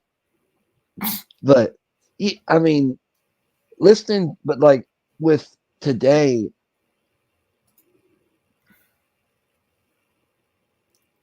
You still there, Aaron? But yeah, I'm here. Sorry, I was reading something. That's okay. But basically, it's like listening to these guys. Of course, Harry Carey's been passed away since 1998, but you wouldn't. I mean, it's like if he could have lived during that season to see Sammy Sosa hitting 66 and stuff, because that between in the early 2000s, I started reading books about the game, books about certain players, and you know, it's like they just reading about like I read about Mark McGuire. And I read about Sammy Sosa, and I read about like there was like they all they did was like depict the home run chase. Right. So for you, just cutting to it, then it's about enjoyment and immersion, right? Experiencing baseball. Yes. So what would you say? And again, direct all hate mail, and then I'm going to start fielding questions here from the chat and things like that, and showing a few things. So, what would you say to the folks that are saying it can only be this or that way to, that this is the only way to enjoy sim sports? We'll open it, right? What would you say to them, Aaron? Because your perspective is very, very unique. I would say, try them all. Look hard at them, and then because get a feel for it, because once you start, like if you let's say, because people like to say, oh, I'll only play it if it's like a PlayStation game or something like that, because the games from the early 90s were all like totally either outlandish or too fast, like things happen way too fast, and basically, thanks, midlife. Merry Christmas, my friend. Yeah, Merry Christmas to all. And basically, but I remember like when Sega introduced World Series Baseball on the Genesis when I was growing up, I actually played a few games of that, and I'm like, what is that digitized voice? Like, and he goes, my brother who was with me was like, that's the announcer. I'm like, and like he was explaining to me, he goes, there's names on the screen, but the guy's only able to say their numbers because of memory limitations of the cartridge. But I'm like, this can only go so long before it gets boring after a while. I mean, but yet basically what I would say to y'all that say that it's either one or nothing, try every option, whether it be MLB The Show, APBA, Action PC, Out of the Park, even Pure Sim if you really want to try it. Because I'm sure that, I've still got it, and I'm going to hold on to it because. Well, I should hope so. It's free. I mean, you got it for free, dude. Come on. But it looks like the way of the thing. It looks like a website. The way you look at it and stuff. But because I was trying to look at like how the heck do I do this? But with like APBA, it's like I'm like, now how am I going to figure this out? Because the first thing I did was launch the actual app itself. I'm like, okay, that the menus are navigatable, right? And it's like I might be able to do this. And it said select teams. I'm like, holy shoot! Well, hopefully your software will be able to read Pure Sim. I mean, part of why it has the in-game itself doesn't look web pagey, but the reason. It does was I mean, the story behind this game, and it's an excellent game, is it was one of the direct competitors for a time with Out of the Park Baseball before it went 3D. And one of the complaints about Out of the Park Baseball was the interface, and it was tough. You really had to get your head around it, and so this was a way to kind of give you. And this is a very, very deep game too. So that is it. I want to get to Arnold's question and a couple other questions. So DK, let me answer your question first. Not to cut you off, Ryan or Aaron. Jeez, my head today. So I want to get to a few questions, but hang on, stay on if you want. Yes. DK asks first. So we're going to go backwards. How's the autoplay speed for Pure Sim in the computer? Mine feels slow. Any tips? It's slow. I don't think there's any tips. Remember, we're talking about a game that hasn't been updated since 2015. It's slow, but what I've noticed, because I'm doing that 1967 experiment, and this has been the slowest of the sims I've used so far to auto sim that entire season, DK. And it's compiling stats and pretty deep stats too. and I'm guessing it's just hard coded into the game. And I've got a really fast computer. I'm sure you do too. This one's slow. Yes. The fastest has been baseball for Windows. That thing can rip through a season in like 5 minutes or less. It's crazy. Dombrov was surprisingly quicker than I thought. And waiting to see, of course, PIB99 is kindly doing 1967 for us on Action PC. We're spreading the love here, and somebody else is going to do it. Give us, I think is it Bernie? Yeah, Bernie with PC Replay. So I wish I had some tips. Guys, there is the Discord. I see there's 19. We're fluctuating anywhere between 19 to 20, 21, 22 people, whatever. Please join the Discord. And it's not just for the free baseball game. Join the Discord. It's a great community. There's people like Mike Silva. Oh, you're welcome, DK. People like Mike Silva, who has kind of like, he'll be kind of streaming games on, on the Discord. It's a place for you to post results, talk baseball. And I know and some other sports are coming into. So whatever, it's all about community. Please join. Please join. It doesn't cost you anything. John DFW actually put together the Discord. So, I mean, there's no money involved or anything. We're just trying to extend the community beyond. Come in and talk to us. Yeah. If you're a content creator and you have a channel and whatever, pimp what's going on in your channel. It's all good. Sorry, YouTube, but it is what it is. Anyhow, do that. Please. It's a lot of fun. Midlife Crisis, thanks for coming in. All right. So yeah, we have Tessier Ashpool. Cool name. I like it. Yes, as Big Blue tells you. Right. I am a Pittsburgh Pirates fan and I know the meaning of pain. So yeah. All right, Arnold. Really, really simple. How to install them in Pure Sim Baseball. So I'll just show you when I go to this change logo. I'm just going to go up. Basically, all you're doing here is in your Pure Sim directory. You're just basically so all these player photos that I have for Action PC and Out of the Park Baseball, they're all the same format. You're just pop them in the directory and you're ready to go. You go to your let me see, where do I have Pure Sim installed? And I'll go to that directory so you can see where it is. I just forget where it is. D program files. All right. So let's navigate to that directory. And I'll show you, Arnold. It's pretty much the same as doing it in Action PC and Out of the Park Baseball.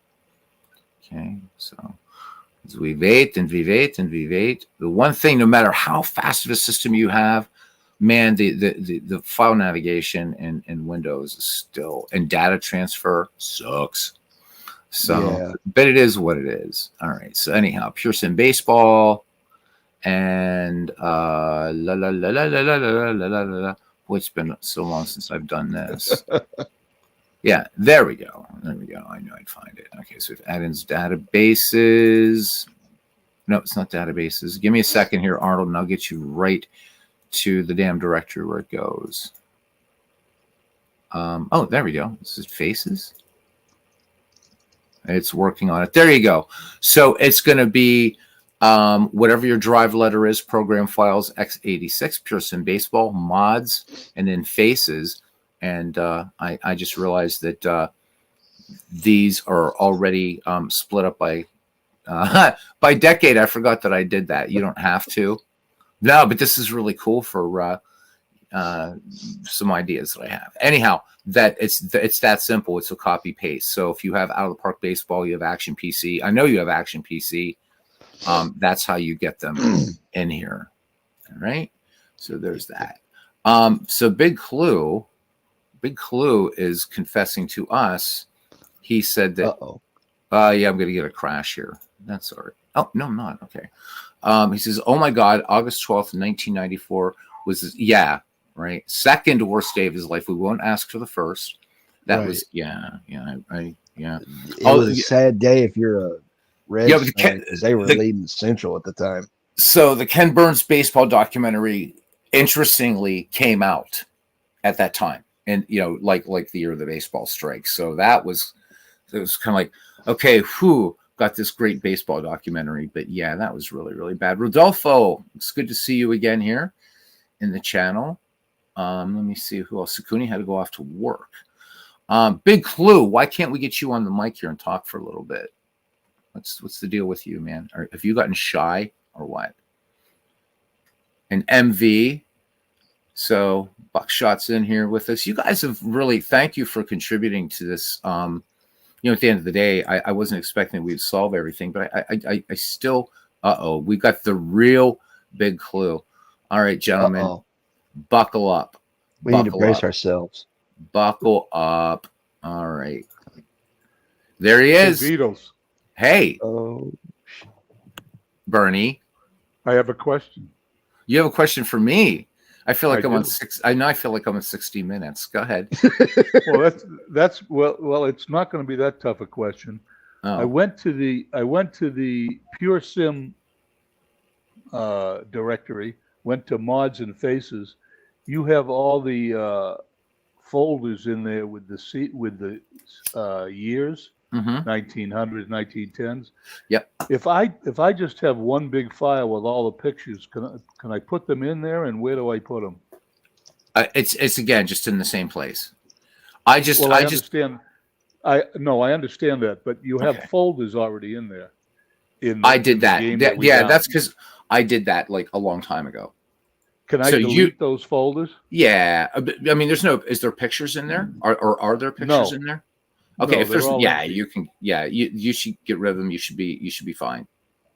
So and if not, Bernie, let me know. Yeah. Actually, here'd be something easier if you want. How about if I just zip all those folders up and I'll put them on the Discord, and then you can just plop them in there. Then you got them. How about that? That's easier. All right, I'll do that. I'll do that after this little broadcast. How's that sound? Okay. Not only is that good, I can use that in my other games. That's even better, and I don't have to split up my pictures. Yeah. Oh, I know, absolutely. And I forgot that I did that like ages ago. And I've only getting back into the game. It's like I gotta get this available to everybody, and so it is. And I'll do that. So I'll put it in a zip file. And if it's too big for Discord, I'll put it on my Google Drive, and you'll be able to access it. In fact, I will have to put it on Google Drive because it's 770 some megs. So I'll zip it up. If I did delete those files, I don't need to put the photos in a different file. I can just put them in the faces file, correct? Well, they just go in the faces file, and since I'm going to zip all that up, when you delete those directories, you're just going to get them back, but this time with photos. Okay, but if I didn't want them split up, I could just put the faces in there, and the program would recognize them, right? They should. Yes, It should. It should. But again, it's been so long ago. I actually forgot that I split them up like that. So, and in fact, so much so that I've wanted to do that in the other games that I play. And I'm like, damn it, I wish I had these split up by decades. And then there they are. So it's thanks to Arnold's question that it's like, oh, I did this. Well, thank you for answering my question. You're welcome. Big Clue, are you there? Yeah, I'm here. Can you hear all right. me? Yeah, you're all here we go. There goes the neighborhood. So you're all about the controversy, Big Clue. Let fly, buddy. Welcome on, man. It's been so long since I've gotten a chance to talk to you, man. I hope you're doing well. Are you done for Christmas now, like work wise? Sure. Let's say so. Yeah. So, okay, we can say so. Yeah, because I would never do this while I'm at work. I think it'd be awesome, right? Usually, right? You'd be because you're super what the work you do. You'd be like, well, I got to put you on hold here because Pete Rose is coming to the plate. I think it'd be brilliant. Coming to bat. I'm sorry, I have a baseball call coming in. I'll have to. That's right. Marty on the phone. Yeah. There you are. So, Big Clue, what's going on? We got to get some spring training going. Oh man, I've been so excited for the off season, and with all the stuff coming in with the sim community and stuff. I have never played Digital Diamond before, and when whoever posted in the Discord about the sale, thank you. I went out and picked that up right away the other day. So got the new version of Action PC. I've been playing that since. Man, so it's glorious, isn't it? Yeah, it's my favorite version so far. He just makes it better.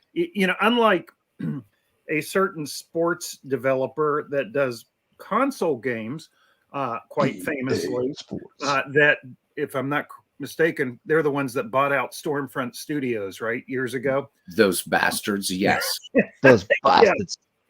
Unlike a certain thing, who's when they do an update every year, it's only really worth unless you want the rosters. It's only worth getting their new game every 3 or 4 years, generally speaking. You know, Dave, most years has enough new features that or improved features that it's worth the upgrade. So plus he gives the upgrade price. I mean, it's not very expensive anyway to begin with relative to some other games. So Oh my God, no. I mean, stuff's on sale right now. Yeah. Big Chloe, I wanted to get your take on Mike about this whole discussion. We start again. Nothing's going to be solved today, but well, we already know I'm delusional because I'm a Pirate fan. There, I saved you your National League Central jab at me. So guys, you got to understand that Big Chloe and I, we are friends, but during the baseball season, if our teams, which it hasn't happened like the 2010s. The 2010s. Need I remind you, Cueto? Anyhow, but Big Clue and I have to despise each other during the baseball season. Unless both of our teams suck, then we join in a common effort to hate the Milwaukee Brewers. Which is most seasons, yeah. Most seasons, right? Yeah. Big Clue, what do you think about? I mean, do you think that there is this kind of entrenchment as far as cards and dice versus digital? And, no, I mean, you don't think so? And I'm going to come at this. A lot of people here won't necessarily know of what I refer, though I'm sure you do. I see this very similar to the issue in the RPG community online. Okay. In the the unnecessary bifurcation of, you're either on this side of the line or that side of the line. Number one, play what you like to. Everybody in this community says the same thing, but it's true. Play what you like to play. Who cares if nobody else but you likes to play it, right? As long as you're enjoying what you do, that's the only thing that's important for you with your experience. If you can find somebody else, like MV and I got on board with this, hey, let's do the exact same project and just compare and contrast results. That's been tons of fun. If you can get into a sim league or something, some people do. I'm amazed, by the way, that people do cards and dice leagues with 24 or 30 teams. And some of these leagues have been around for 20, 30, 40 years. Bully on you, gentlemen, because I don't know how you do it. I couldn't. That's a little much commitment. I just can't imagine, as much as my life has changed over 4 decades, still being in the same league with the same people. I'm very envious of that. But whatever you enjoy, do it your way. There is no such thing as a right way or a wrong way. Amen. Now, unfortunately, and each one has its advantages, and I would argue most of us probably enjoy some things about cards and dice and some things about digital.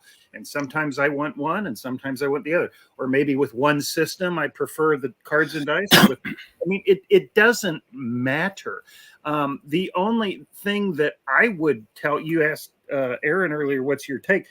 The only thing I would say is, anyone trying to tell me how I have to play, I've got 2 words for you, and the first one isn't bless.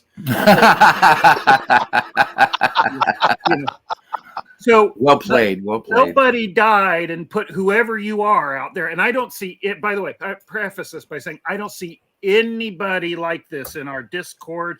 I can't recall ever seeing anybody in the community's chat make any comments like this. But there are people out there, because there's people out there in other hobbies and stuff that are doing this, who have no problems deciding that I'm the gatekeeper. Well, nobody died and put you in charge of the industry where you get to determine what other people can and can't do, should or shouldn't play.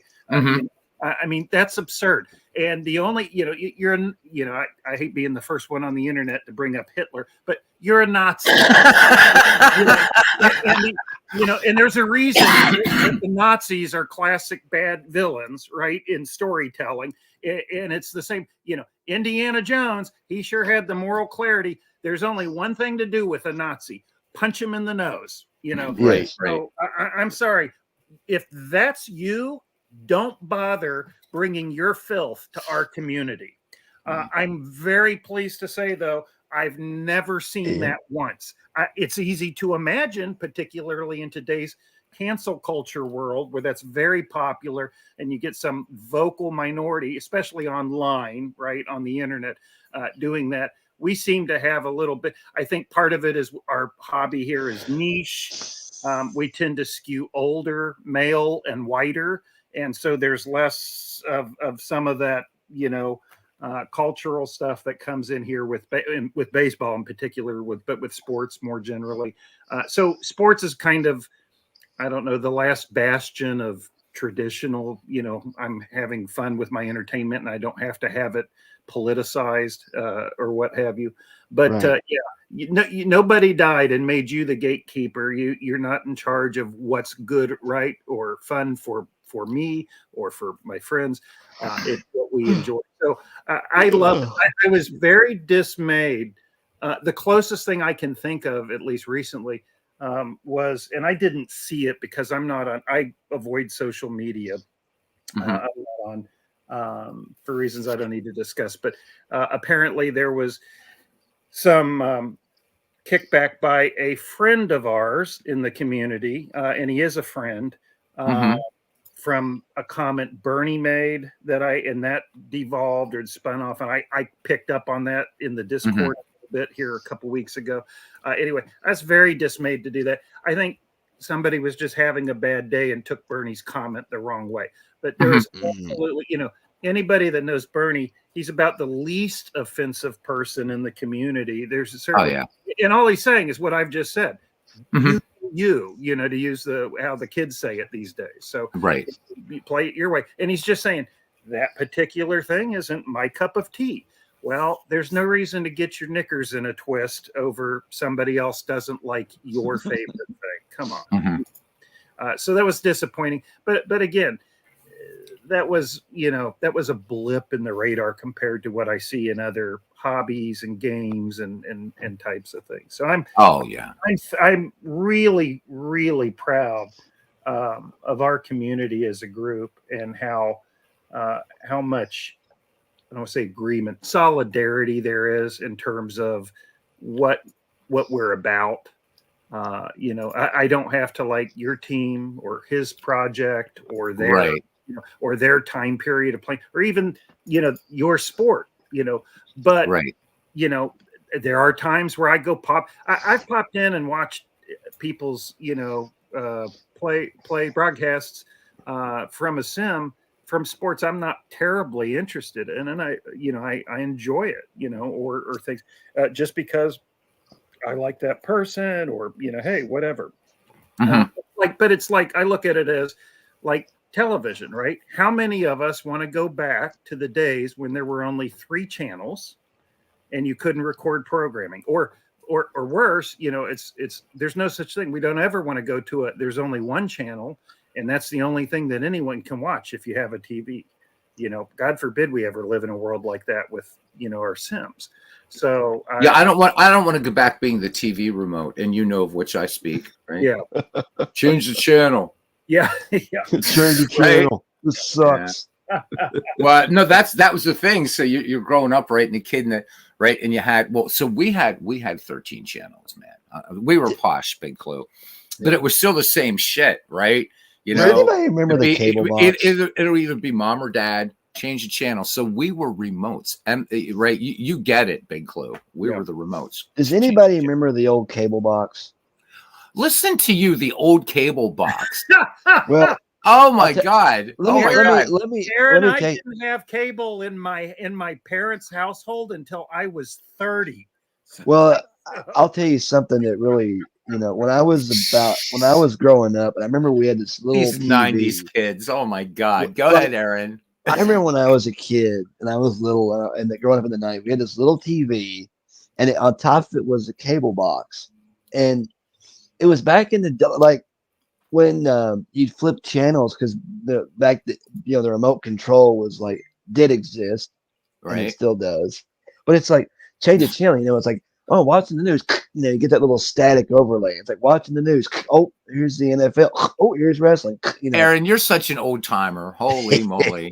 How I many mean, channels did you have in your cable box? Come on, 61. 61. Do you see how Big Clue and I had to suffer, and a lot of the guys had to suffer? You had 61. My grandfather, he's going to be 84 after Christmas this year. Now there you go. He will tell you about. He used to probably tell made me people all the change the time channel. Yeah. that back when he was a kid, heck, he grew up in the days when stuff was broadcasted on radio, boxing No. matches, like, and then he was alive during that 3-channel days. But it's like, get up and change the channel, son. I mean, and that you had scene that. in, So I Married an Axe Murderer, where he's playing his father and he's yelling at the little kid with the red-headed afro.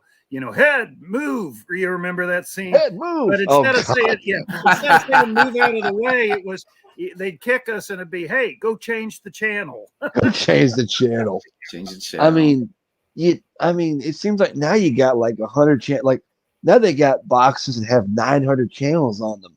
Yeah. I remember like growing up in the 90s, we had 61. And if you didn't like Aaron, oh, you were so deprived. And not we weren't. Dude, you're cracking me up here. You win the internet today.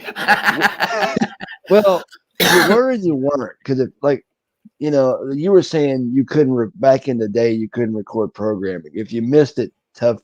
But you had to wait for reruns, pal. Reruns. Oh my gosh! And then because they'll run through a season and then they'll get go off back. my lawn, Aaron. Get off my lawn. Get off my lawn. But yeah, like we had the little. It wasn't a little TV, but it was like it was so. My dad braille labeled the word television in the front of the TV, so I knew what it was. And we had this and then, but now it's like we still have basic cable, but it's like, why?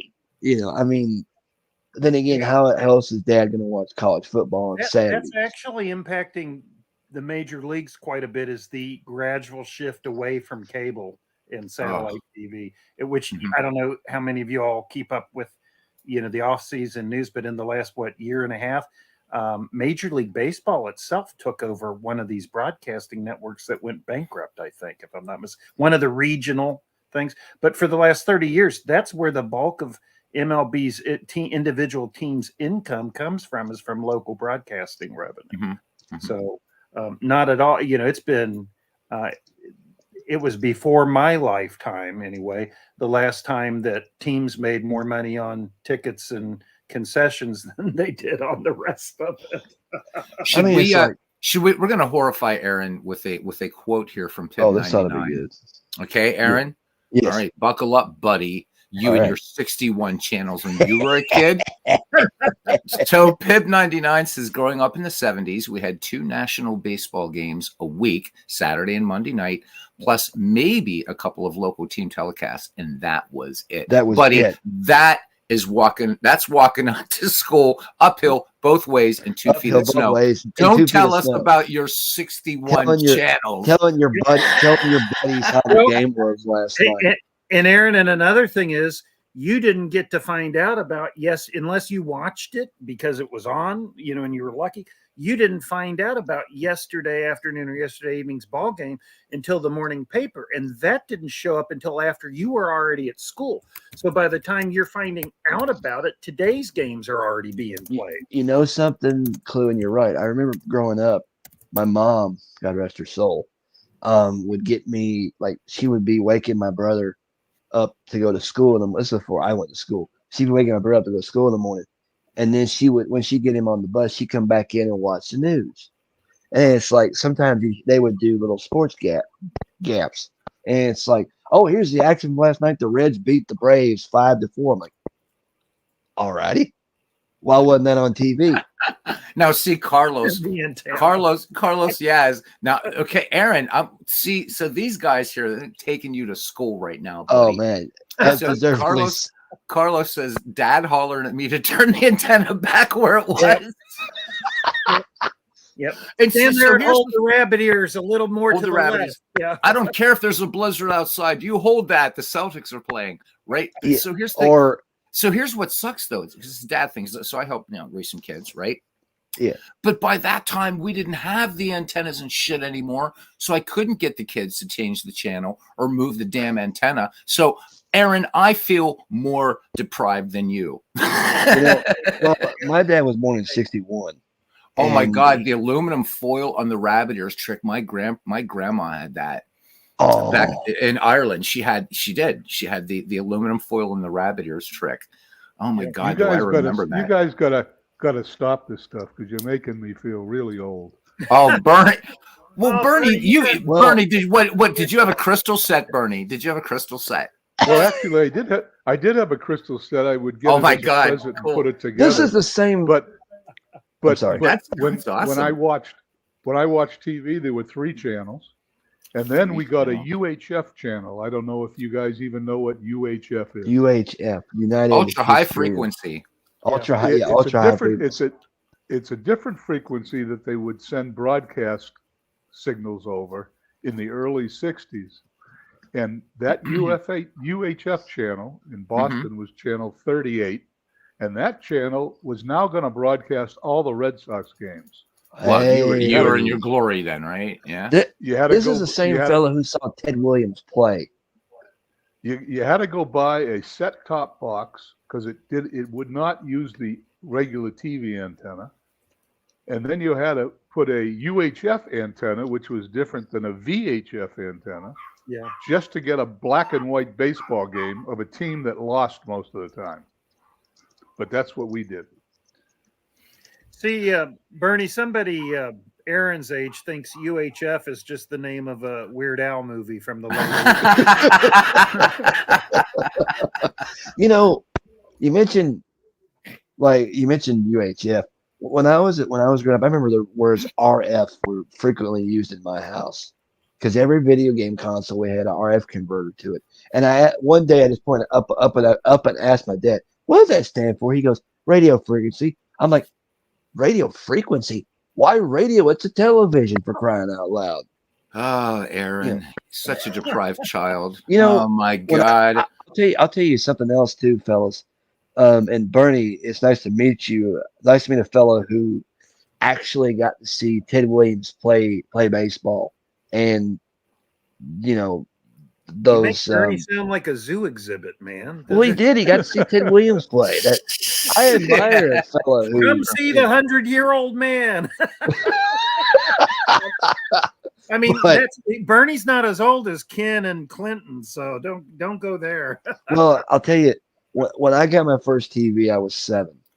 My very first, legit my first TV when I was 7 for Christmas, and I didn't have cable. All I had to entertain me was either the PlayStation, which I had not a lot of games for, or the VCR with videotapes. And every time one of them suckers would finish and eject, all you heard was. But you know what the cool listen, thing about you don't make me too jealous. When all I had when I was little to play is your mother made you breakfast and she said, "Get out of the house and don't come back till lunch." Exactly. Play with a Exactly. stick play Go with your entertain buddies for a yourself few for hours. 12 hours. Yeah. Yeah. Oh my God. Aaron, Aaron, I just love it because this is what I hear from 90s kids. We only had 61 channels, man. And there were only like 15 different game console systems. Dude, you don't remember Pong. All right. Yeah. So give me a break here. I actually know somebody that legit owns a Pong. Oh, wow. Really, And- Aaron? I mean, holy. and an Okay, so Atari. we'll put him in the museum alongside, right? I mean, Well, Aaron, I'm just picking on you, buddy. It's in good fun. You're fine. It's in good fun. I actually knew somebody that owned a tabletop Pac-Man. you know, it was one of my relatives has a relative that has the tabletop Pac-Man, and I'm like, wow, like but yeah, like I actually knew somebody that legit owned Pong and the Atari when that stuff came out, Mm-hmm. and but but I know them, but I've never actually, and no pun intended, seen an Atari. Right. Never. Right. I've played it before on my computer, but never Table. actually seen it. Oh, and those controllers that would give your thumb like arthritis and stuff. Oh, God, those are the worst controllers. Those Atari 2600s. Yeah. Jeez. Oh my God. There you go. So Steve Tatum says the Commodore 64. He says for him brings him back his first computer simming experience at college. Great times. Same. Man, micro league baseball for me was like, oh my God, and yeah, that was it. And that was kind of that's why I was Bernie. I was saying earlier that and also just because of my age, but that was my first like foray into baseball. I still like this sound with retro art. This sound stuff's really funny. That we used to go outside and pretend we'd go out in the woods and play with sticks and made guns out of them. And you guys are talking about a video game.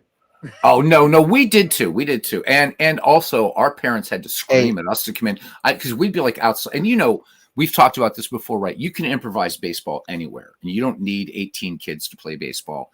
Nope. And it'd be like, you have to come in now. Right. It's time to come in. It's summertime. It's 11 o'clock. It's like, but there's still the street light. We're okay. Yeah, they had to drag us out in, of man. Playing outside. Hey Bernie, did you ever have Pure Stat? I remember that, Steve. Bernie, did you ever have the bike with the banana seat and the easy rider handlebar and the lug nut toes? I had to make it myself, and then I, like an idiot, I put Mickey Mantle baseball cards on the spoke. Oh, Bernie, Bernie. Bernie, if you had those cards now, you could buy APA and we could fix it up. Damn it. What were you thinking, Bernie? Go back in time, please, and get those cards. Those cards were a nickel a piece. I remember in 1961 buying baseball cards, and almost every pack had Mickey Mantle and Roger Maris in it. And Wow. Roger Maris was the hot player at the time. And I went around trading every Mickey Mantle card I had for a Roger Maris card. That shows you how smart I am. Probably tells you why I'm broke today at 72. Bernie, you're awesome. But but had you known, right? Oh my goodness gracious. See, because at least we used to put the scrubs in our we used to put the scrubs and the reds in our bicycle. Yeah, we did Big Clue. Just Johnny Bench, put him on the rear wheel. Put him on the rear wheel. Yeah, I actually knew a kid who was and this is a long early 90s. He had a bike, but it was like it had all the gizmos and stuff, but he had like cards on the spokes. It was like Barry Larkin on the back. He was a racing. Barry Larkin on the back, Eric Davis on one wheel, and Hal Morris on the other, or something like that, like the baseball cards. I'm like, are you crazy? But we did, it was like, because it was always just me, mom, and the kids, my mom would babysit. We didn't, if you just left me in my room with the radio and a toy chest full of gizmos, I could entertain myself all afternoon long. But, that if I wanted to play like the Nintendo, I had to go in my brother's room where the water bed was. But it was like, I like to get toy that made noise. And if I'd have had that starting lineup thing I told you about earlier when I was a kid, which probably would have been more plausible to find it, because sure. Even though I only released 1 year of it from what the Vault 15 said on YouTube, I would have had that to play with, because like I grew up in the days they're still around, actually, the Parker Brothers and the VTech stuff, and you know, all of that, because I had the clock, I had the fake clocks, I had the fake, you know, the fake calculators and Sure. the VTech Whiz Kid laptops and things like that. You know, I had Uh-huh. all that stuff, but it's like, you know, I wanted something that was more entertaining. I get like I can just sit here, sit and play with until I got exhausted of it. Like I want to give it a break. And because does anybody remember picture books? Like the books that would like have sound effects or music on them when you push the picture. Oh yeah, that's still the only kind MV can read. Whoa! Ooh, shots fired. Shots fired. I'm just I mean- making sure he's still awake in the chat. I mean, because I had a few of them myself. It's like, you know, you push a picture of Michael Jordan, he says something like in the Space Jam book, and it's like big book, small book, doesn't matter. So Steve Tate here is saying, so he kind of did a Bernie here. And he says he had an O.J. Simpson rookie card that was one of his first football cards, and he kept it on his bulletin board and put many holes in it. He was only 4 or 5 at the time. Steve, if you could go back and get that rookie card now, how about it? Jeez, the things we did as kids. So, and the other thing, okay, got to bring it up here toward the end here, chicks. All right, guys, you know, right? Because, all right, so chicks and mums. Right? How many guys have, well, so we'll go with moms first. We all love our moms. We do. Yes. Right? But I've heard so many guys, yeah, my mom cleaned out, you know, when I was going off to college or whatever, and all my baseball cards, she tossed them. Right? And then for me, it was like chicks. Right? Because when I was a kid, I collected Matchbox cars and Hot Wheel cars. And so now here I'm an adult and I'm seeing how much these cars I had as a kid are worth now. But I'm like, wow, girls won't like me if they know I play with these little cars. So I gave them away to little 5-year-old neighbor kid, the little shit. And then the girl ended up breaking up with me, man. I was like 13. It hurt.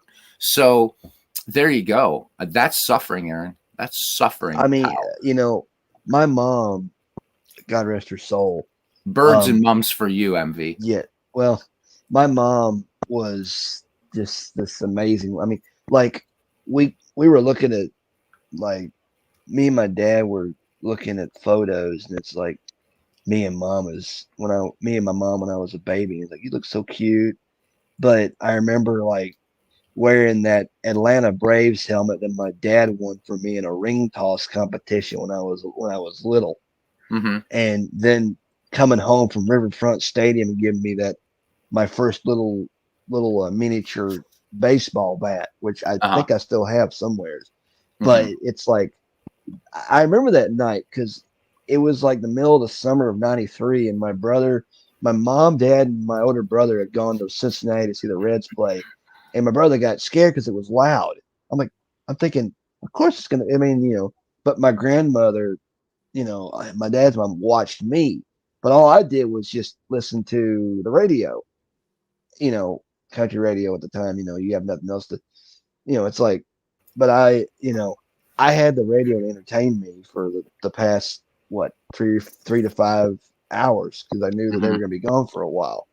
But I remember, like, you know, the stuff that my brother would get for Christmas, you know, but compared to, like, it was between the two of us, it was like, you know, he got the Carmen Sandiego board game, the one that talked. He got the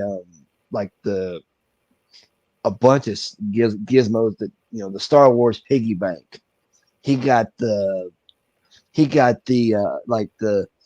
I mean, and I got like maybe some of those like little pretend, like it's a book reader, but it's like a mouse. It's shaped like a computer mouse, but it's a book reader. And, you know, but I've not. And then I remember the last Christmas Mama was alive, I remember getting a couple of Super Nintendo games. I got one of those fake Dodge Ram pickup trucks. I got Don't you still do that, MV? Never mind. I'm sorry. Go ahead. MV put something in chat. I had to do it. I'm sorry. I got a couple C. I know I got one CD. I think it was a Garth Brooks record. It wasn't baseball. But anyhow, go ahead. I'm sorry. I'm still picking on MV. And then I got this like a bunch of these like toys that would talk and the fake, instruments and stuff like that. But I remember getting this dog. Like when they have the things that like record you for like 5 seconds and then plays it back to you. Mm-hmm. I had one of those, and I remember we were at my grandmother's. It's Chris's date. We were at my grandmother's house. That was the year I got one of those VTech laptops. We were at my grandma's house, and we're sitting there eating dinner and we're talking. But I sat the dog on the shelf, and I forgot to turn him off.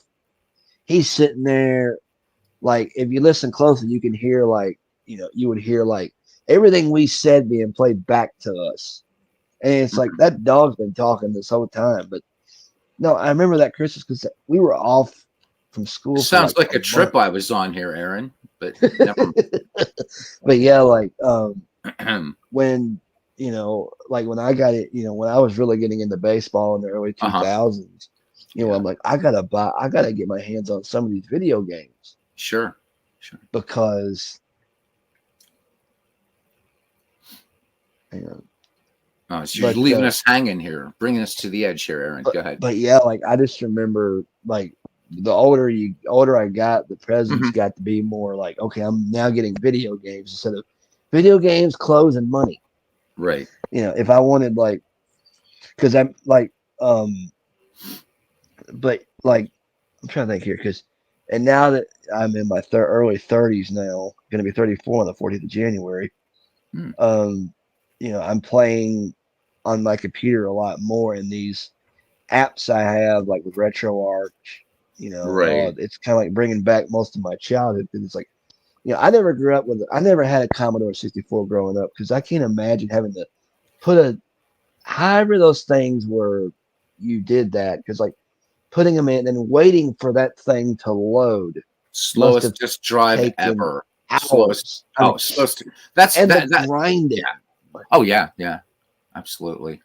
I mean, but yeah, like we never had an Amiga, we never had Commodore 64, we never had any of that. We had our first computer was an old Packard Bell Navigator. The only thing we did was play PC CD-ROM games. You put it in, you install it, or you just run it off a disc. And I wish we'd had like baseball games back then because that would have been fun to play on that kind of computer. But just the way things were when I was growing up, and I'm sure a lot of y'all that grew up, as things evolve, it's like now you could do things so much faster. I mean, with Apple, for example, it's like you just load a game, boom, there it is. Yeah. There was something about that the grinding and the slow load times that was oddly comforting, though. Especially when MV was in front of the television. I had to get it in. So did he. So we got MV in the chat and we got Big Clue. So if you guys have been following the Discord, it's been really, really edifying, amazing, and also kind of watching how you ogle a train wreck, even though you don't want to. Watching these two baseball moguls go at it. It's been brilliant. Have you guys been following that in the Discord? It is funny. It's funny. These guys, it's the Red Bolt Nation of one trying to reassert its supremacy, apparently. You guys are. I just love it. I love it. Anyhow, I don't know. Parting things. When Steve Tate's been in here, and guys, check out on the Discord. His back home, Steve. Where's he? Welcome back home. Yeah, I wonder where he and Robbie have been because I haven't seen Robbie since one of your recent app streams. I think Robbie had a stroke and died when the Rangers actually won it all. I know, right? Miss Robbie. I wanted to write him and go, "How about those Texas Rangers?" Brutal, man. That's I mean, hats off to him for prioritizing his education. But he said he was going to go to college. Yeah, he's taking online classes, and I also know that Beatles, I got another question. Hey, Bernie, how you doing? I'm doing fine. I'm How you getting doing, older. I'm getting older listening to these conversations with all these young people. All right, we're gonna ban anybody under 40 from now on. Sorry, Aaron, nothing personal. Crap. Listen, here's my question: does Sure, Bernie. this stream replace the one you're going to have tonight? I don't know if I'm going drinking yet tonight or not. Going drinking. What were you Ooh. thinking? Yeah, I go drinking and do music sometimes in the weekends. What were you thinking about doing a game tonight, Bernie, or what? Well, no, I'm not doing a game, but I figure you were going to come on if you weren't going out tonight. You were going to come on. You were going to do one of your famous chin wags. I'm not sure there's anything left to say. There's tons to say. There's oh my a lot God! to say, Bernie. Are you kidding me? If it comes to baseball, What is there about baseball you don't want to talk about? That's who, me? Yeah. Exactly. I mean, Hey, some roads, welcome in. There we go. If it's uncle- baseball, look, sitting here, I'm just looking at mine. Okay, so here we go. So if you don't have it, and this guy's a brilliant writer, so here we go, Bernie. I'm going to spend more of your money. It is, but writer Joe Posnanski. This guy's excellent. The book is called The Baseball 100. I have it. Okay, so you have it, Bernie. I can't spend your money anymore. This is an excellent book.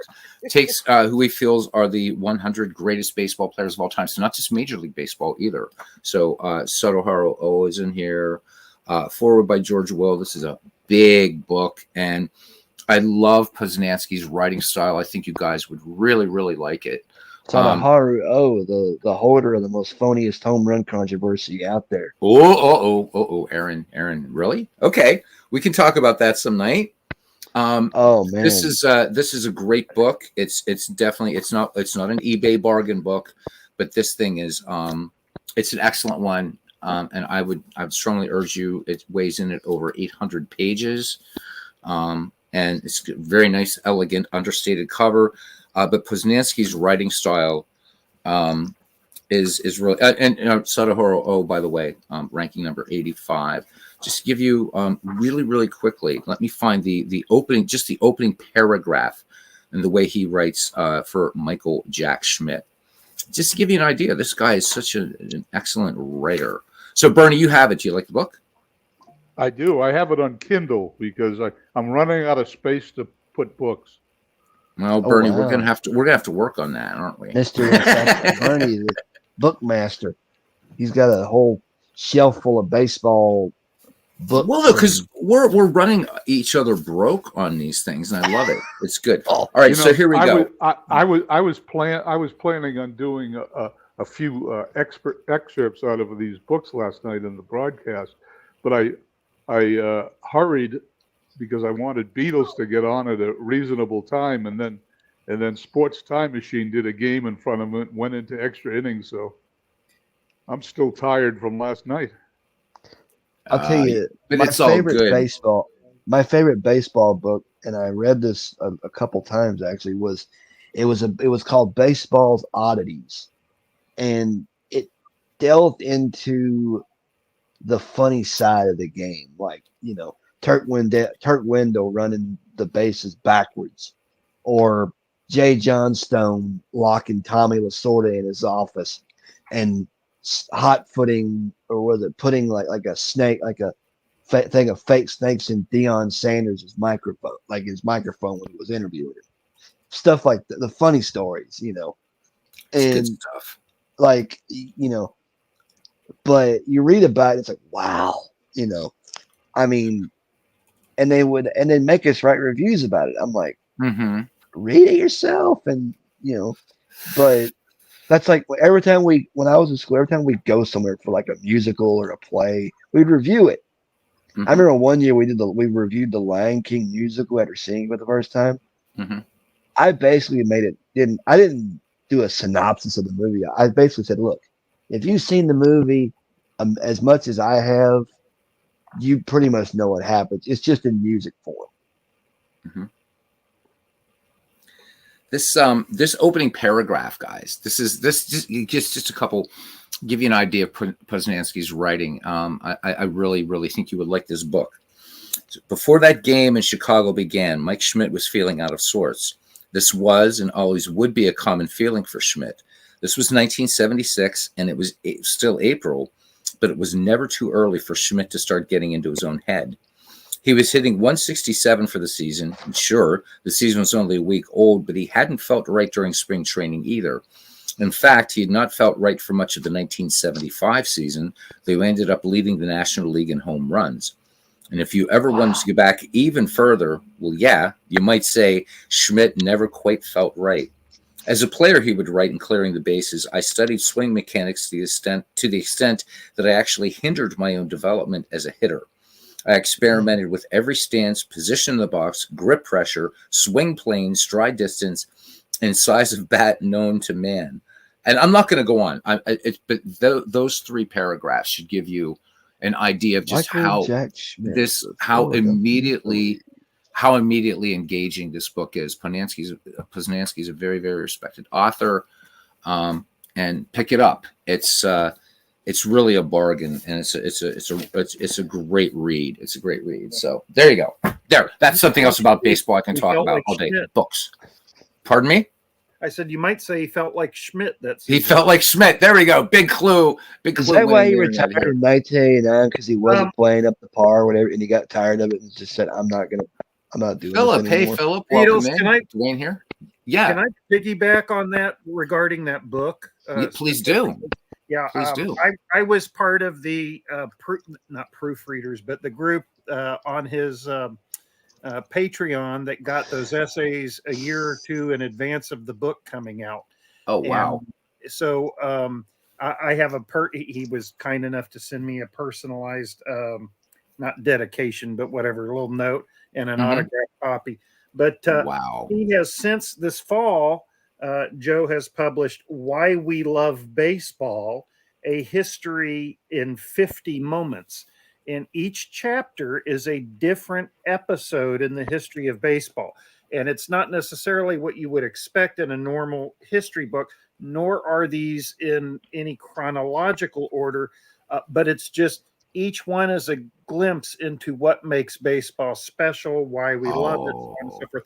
I highly recommend that for people that want something that's well written. And again, this one that just got released, you can find it on Amazon, is a love letter to the sport. The baseball 100, sure, that's his list of the top 100 players in baseball history or so.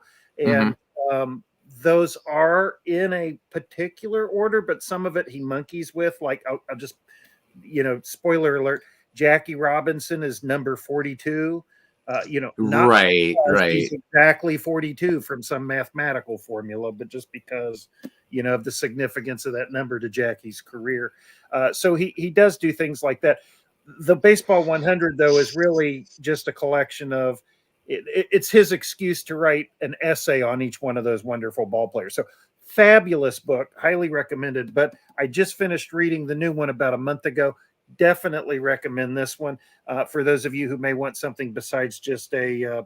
I'm ordering after the broadcast. You've sold me. I mean, I love Poznanski's work, so yeah.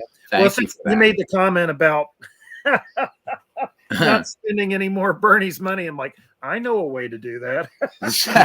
So, do you have that one, Bernie? I do. Why we Damn love it. baseball? What do you think, Bernie? Damn it. Can't get more money from it. Can't get him. Have him spend anymore on that when he's already got it. I have so many books that sometimes I buy them a second time when I go to put them away. I found out I already have it. I've done that. Oh my God. Yeah. That is fun. Bernie, do you have dual copies of the same book? I'm sure you like. Some of them. Wow. Like, could you buy them twice and not realize you still have them? Oh yeah, I have 2 copies of the Baseball Chronicle, and yeah, it happens, man. When you buy a book in 1995 and 25 years later you see it online, you want to buy it again for $5 on eBay, you buy it, then I go to put it away and find out I already have the copy. Congratulations, Legend Sports Universe. So is this your first? Are you like granddad for the first time here? Spill the beans, and yeah. So Wait, blessings and joy. What a time! He's helping his daughter. He's helping his daughter straighten up the yard for her upcoming baby shower. So way to go, Legend Sports Universe, man. That is awesome. For those of us who aren't granddads yet, right? And I hope not to be for a very long time, but I think that's awesome, man. That's Great. I Congrats, better man. break out the non-alcoholic butterscotch beer for that. So we're going to put legends on the spot here. So Steve Tate is saying that he's anxiously waiting for Legend Sports Universe to kick off the 16-team football test. So when is that happening, Legends? Oh, there it is. The answer. See that? See, he's a brilliant editor, and bam, he hits right there. He's done it. So there you go, guys. Legend Sports Universe doing it up Tuesday. Hopefully, he's going to do some live. That'll be fun. So, wait, Steve has 14 grandkids. Wow, good for you, Steve. Oh, I can claim his 2 cats and 2 felons. But anyhow, that's neither here nor there. 2 cats, 2 felons. Yeah. We this was kind of it was a great discussion I think we had today about we didn't solve it. We'll go on. I'll still see salty posts about digital and cards and dice, and this is an honest and closed engine. Big clue while you're here. Let me ask you this thing, because I don't know that you and I ever had this discussion. What do you think about the whole closed engine, open engine argument? What do you think about that? I think I don't have a problem with a closed engine. I certainly understand why somebody would not make it an open engine because of intellectual property concerns. However, I think the proof of the game, of the accuracy comes out in time. I think the eyeball test is a piss poor way, a measuring stick for accuracy. None of us, not even Ken Castro, with the number of games he rolls, none of us play enough games personally or replay the same season enough times to really get a good edge on it. So it really is up to what you're comfortable with playing, right? One thing I've thought of for many years with the PC versions is I wish there was a not company, but I wish there was let's say a nonprofit or some sort of group, a community group that would get each engine and test run it, 10,000, the same season, 10,000 times as played or something. And that way they could do benchmarks for, accuracy, that kind of thing. I will say this, because I made a comment earlier today in the chat. When Strat-o-Matic, thanks Legends for coming in. Thanks, Legends. By the way, guys, go vote on his end of season awards for his franchise baseball league. He I believe he posted the link. Yeah, I saw that post. Yeah. Yep. There we go. But when because they've used the same thing for decades, we put 5,000 hours into our player ratings and stuff like that. And somebody ended writing Hamlet. No, go ahead. Pardon me, but bull crap. You've got some brain trust of nerds analyzing this stuff to that extent. And I've done, sit down and do the math. How many man hours that you can divide 5,000 into from the time the season ends to the time they've got the new player ratings? Bull crap. They can just say whatever they want. And you talk about transparency. There's no way to do this or that.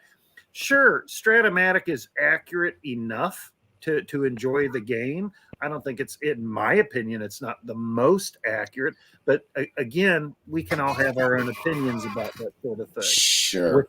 Without an objective way to measure it, that's all it's ever going to be. But for one company to make claims like that, I'm like, that's just your marketing shtick trying to say buy us, not somebody else. Give me a break. You're not on the phone with that many scouts. And, they make it seem like because they talk to a couple of people, in the off season that, wow, we do things that nobody else does. I'm like, there's other games that do, for example, player analysis better than you do. And that's obvious in how the games work, but to each their own.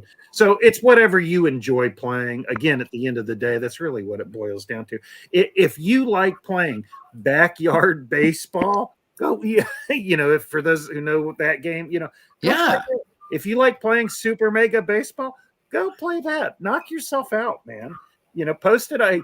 Make a channel, whatever you want to do, share it with the rest of us. That's fine. I may not watch Super Mega Baseball as much as I do, for example, Legends Franchise Baseball League. That's just because that's what, I prefer, one style to another. That's fine. That doesn't mean you don't have, that doesn't mean there's not a space for you in the community, though. Exactly. So, guys, this has been a lot of fun having everybody on. Will asked way back where I got the ballparks. As I was assigning ballparks in Pearson baseball, kind of all over the place. Again, what I can do there is zip up some ballparks and get them to. I mean, it's all about. And we got to thank Steve Tate, by the way. This is Forbes Field, and he was the first guy to do this in our community that I know of, taking shots from MLB The Show and bringing them over so that we can use them. And so thanks, Steve, for this. So this is Forbes Field, obviously a very, I mean, this is not exactly right. The field is right, but this background would be sort of, this is Pitt, of course, University of Pittsburgh. And home plate is still in the Student Union building, and this wall is still there. So if you ever visit the University of Pittsburgh, and they're where they're supposed to be. So this is thanks to Steve. Also, MV mentioned, and we got to put a little bit more love here for Action PC sports products in general. Steve and I last year played some head-to-head baseball, which we're still tied. We have I think we're 4-4 or something. And he and MV did basketball. Guys, this year Dave has really improved online play for Action PC. I strongly urge you. You know what? And that's another thing you can do in the Discord, man. Just get on the Discord, play some head-to-head baseball against each other, basketball, football, whatever. Yeah. It's really fun.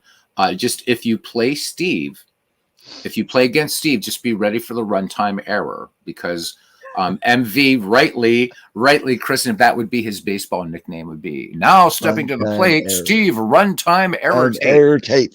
Steve, you remember those days. And it was great because we're both excited, right? So, we're going to hit a play.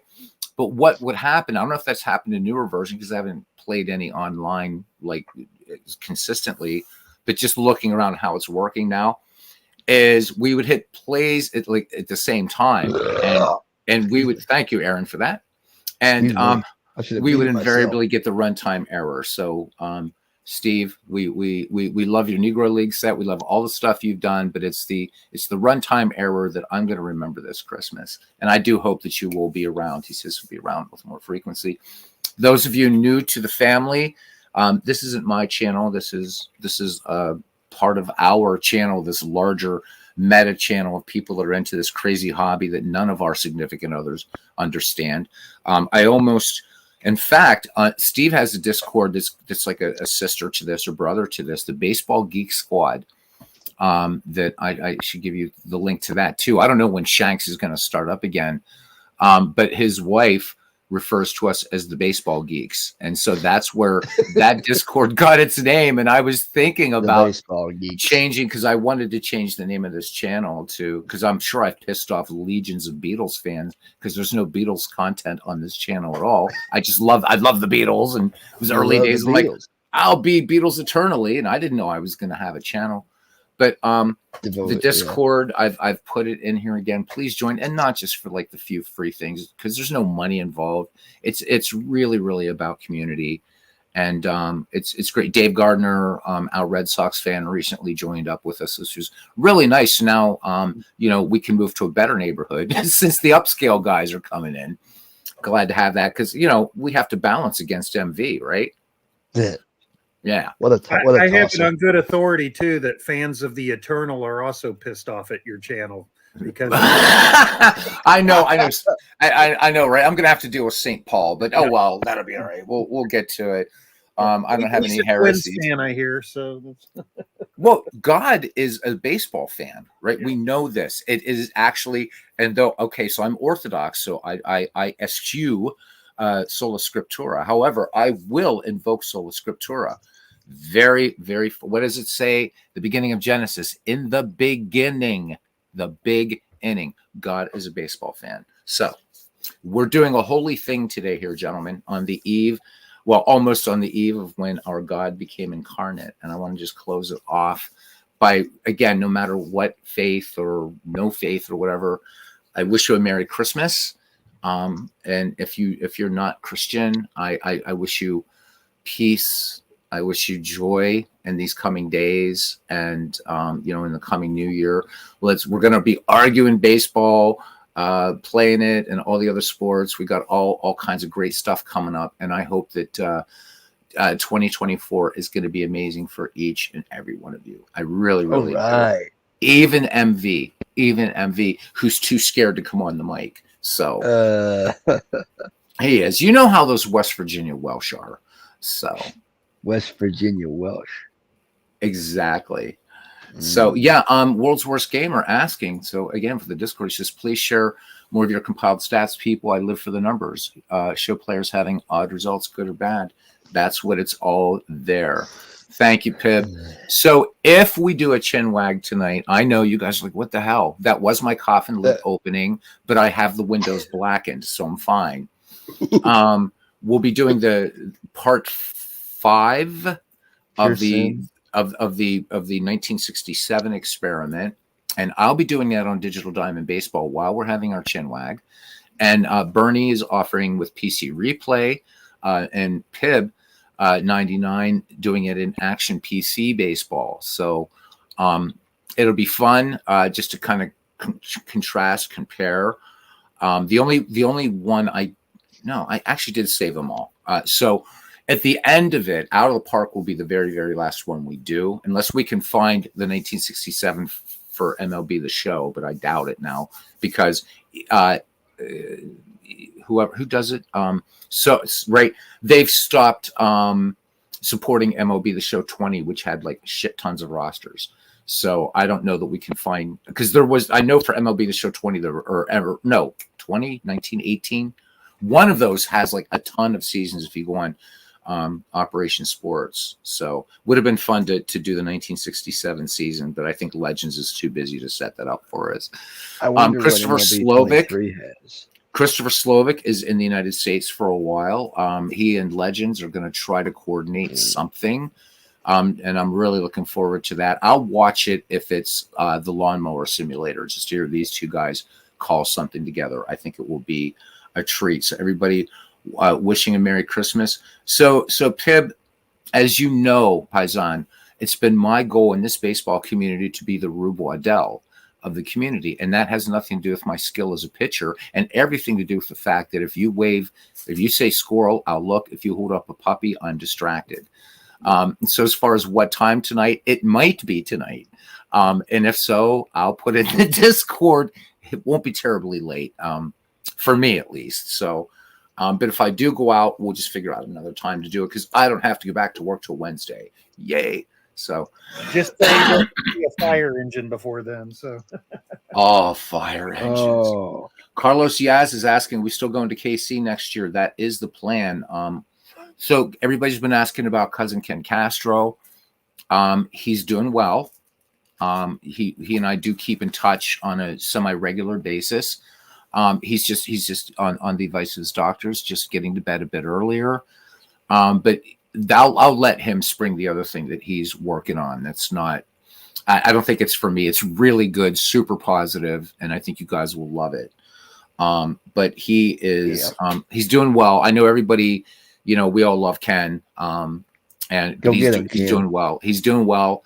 And the thing that he's planning on doing is something that is so amazing and so inspiring. But it's for Ken to tell the community when and if he chooses to do so. But he is doing well, guys. And That's certainly, good.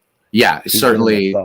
Oh yeah. I know. Ken, if it wasn't, well, actually, you can blame Ken in a way because this channel wouldn't exist without him. Because I wanted to give up the first year. I'm like, this is bullshit. And he's like, keep doing it. He says, even if I'm just here, just keep doing it. And That's how I found you. I feel I've made a lot of friends here and MV. And it's been just dig. My gosh. Yeah, because he's going to have to show me sometime. He's going to have the cojones to come on here. But cojones. That's right. Look out. Look out. So the idea for anybody new to this, we're planning a get together next year, sometime in spring, hopefully, in Kansas City. So we can catch the Royals game, stay up all night like we did as kids, play baseball, and also make a visit to the Negro Leagues Baseball Hall of Fame. So we're hoping to do that. Let us know in the Discord if you're interested, because we want to start planning things by March, getting in touch with hotels to see if we can get some kind of group rates or whatever, before whatever, summer and everybody's traveling. Maybe we can get some good rates and just have a good time and everybody get a chance to meet up. So that is definitely, we're hoping that we can make this happen. And we hope that everybody, they're not going to let you in Kansas at all. MV, United States territorial waters extend out 250 nautical miles. So we're going to have to give you, we'll fly you can fly like a little drone, out there. Of course, they're going to let you in. They better let you in, or there will be. Beatles, it's a shame that we couldn't meet when I was in PA earlier this year. Yeah, I wanted to do that so bad. Yeah, I mean, Chris is over in Pittsburgh, and I used to live and work in Pittsburgh as a magician and a magic demonstrator over there. I'm on the other side of the Commonwealth right now, and trying to figure out a way just to even meet up with Chris, and it's really difficult. But Casey, I think we were in Allentown, or Anvil or Allentown, something like that. We were in you're in Gettysburg. Yes. Yeah, which is the opposite way.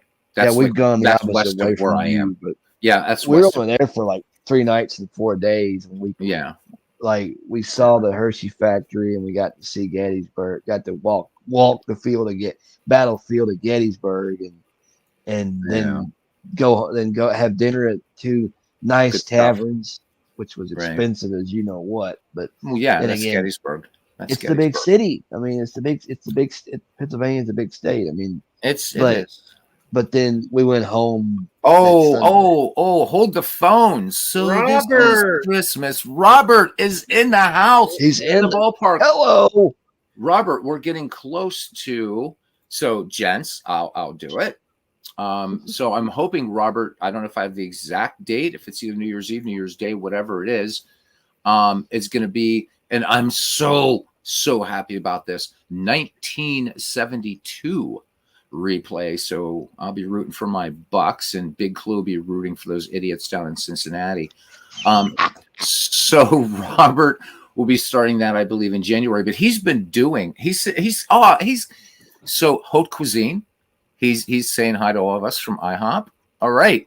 I'll have the Belgian waffle, please. I used to live in the country next to Belgium, and if you go to Belgium, there are no Belgian waffles. So I think it's funny.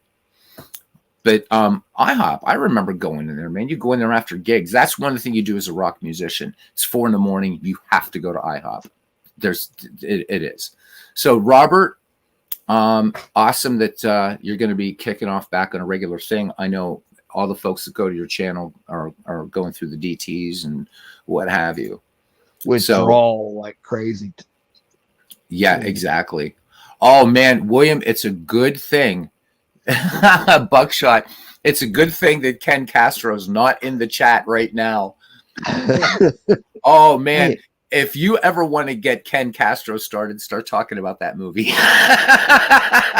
Hey, Buckshot, how does it feel to be a micro manager for APBA? So, Buckshot, I have done offline. I've done a replay of the 1919 season. It's really, it's a lot of fun, especially because of the big question at the end. And in my replay, the White Sox won. Of course, I mean, these things go off the stats and whatever, but it's a lot of fun. And I will say this about that movie. I'm sorry for that at least the look of the movie is excellent, no matter like that Eddie Collins is kind of portrayed kind of or whatever, and that Christy Mathewson, he was such an important part of that history of that season, of that World Series. But so I've done 1919. I think a couple other people have done it. I think so. Robert says, let's put it up on the marquee. So tomorrow, a 1972 demo game. This is Christmas Eve for me, baby. I'm doing it. All right, so 11 a.m. Tune in RJO Network. If you haven't subscribed to RJO Network, as Steve Tate and I say about Action PC Baseball, right? If you haven't bought it, why not? If you haven't subscribed to RJO Network, why not? Do so. You will hear not only a very knowledgeable baseball fan, which everybody is in this chat. Well, maybe not MV, but anyhow, I'm sorry, MV. No, I'm not. You will hear the most unique approach to baseball. It's wonderful.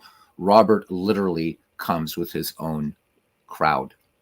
And if you've never caught an RJO Network broadcast, once you hear him do it, you'll know exactly what I mean, and you'll love it.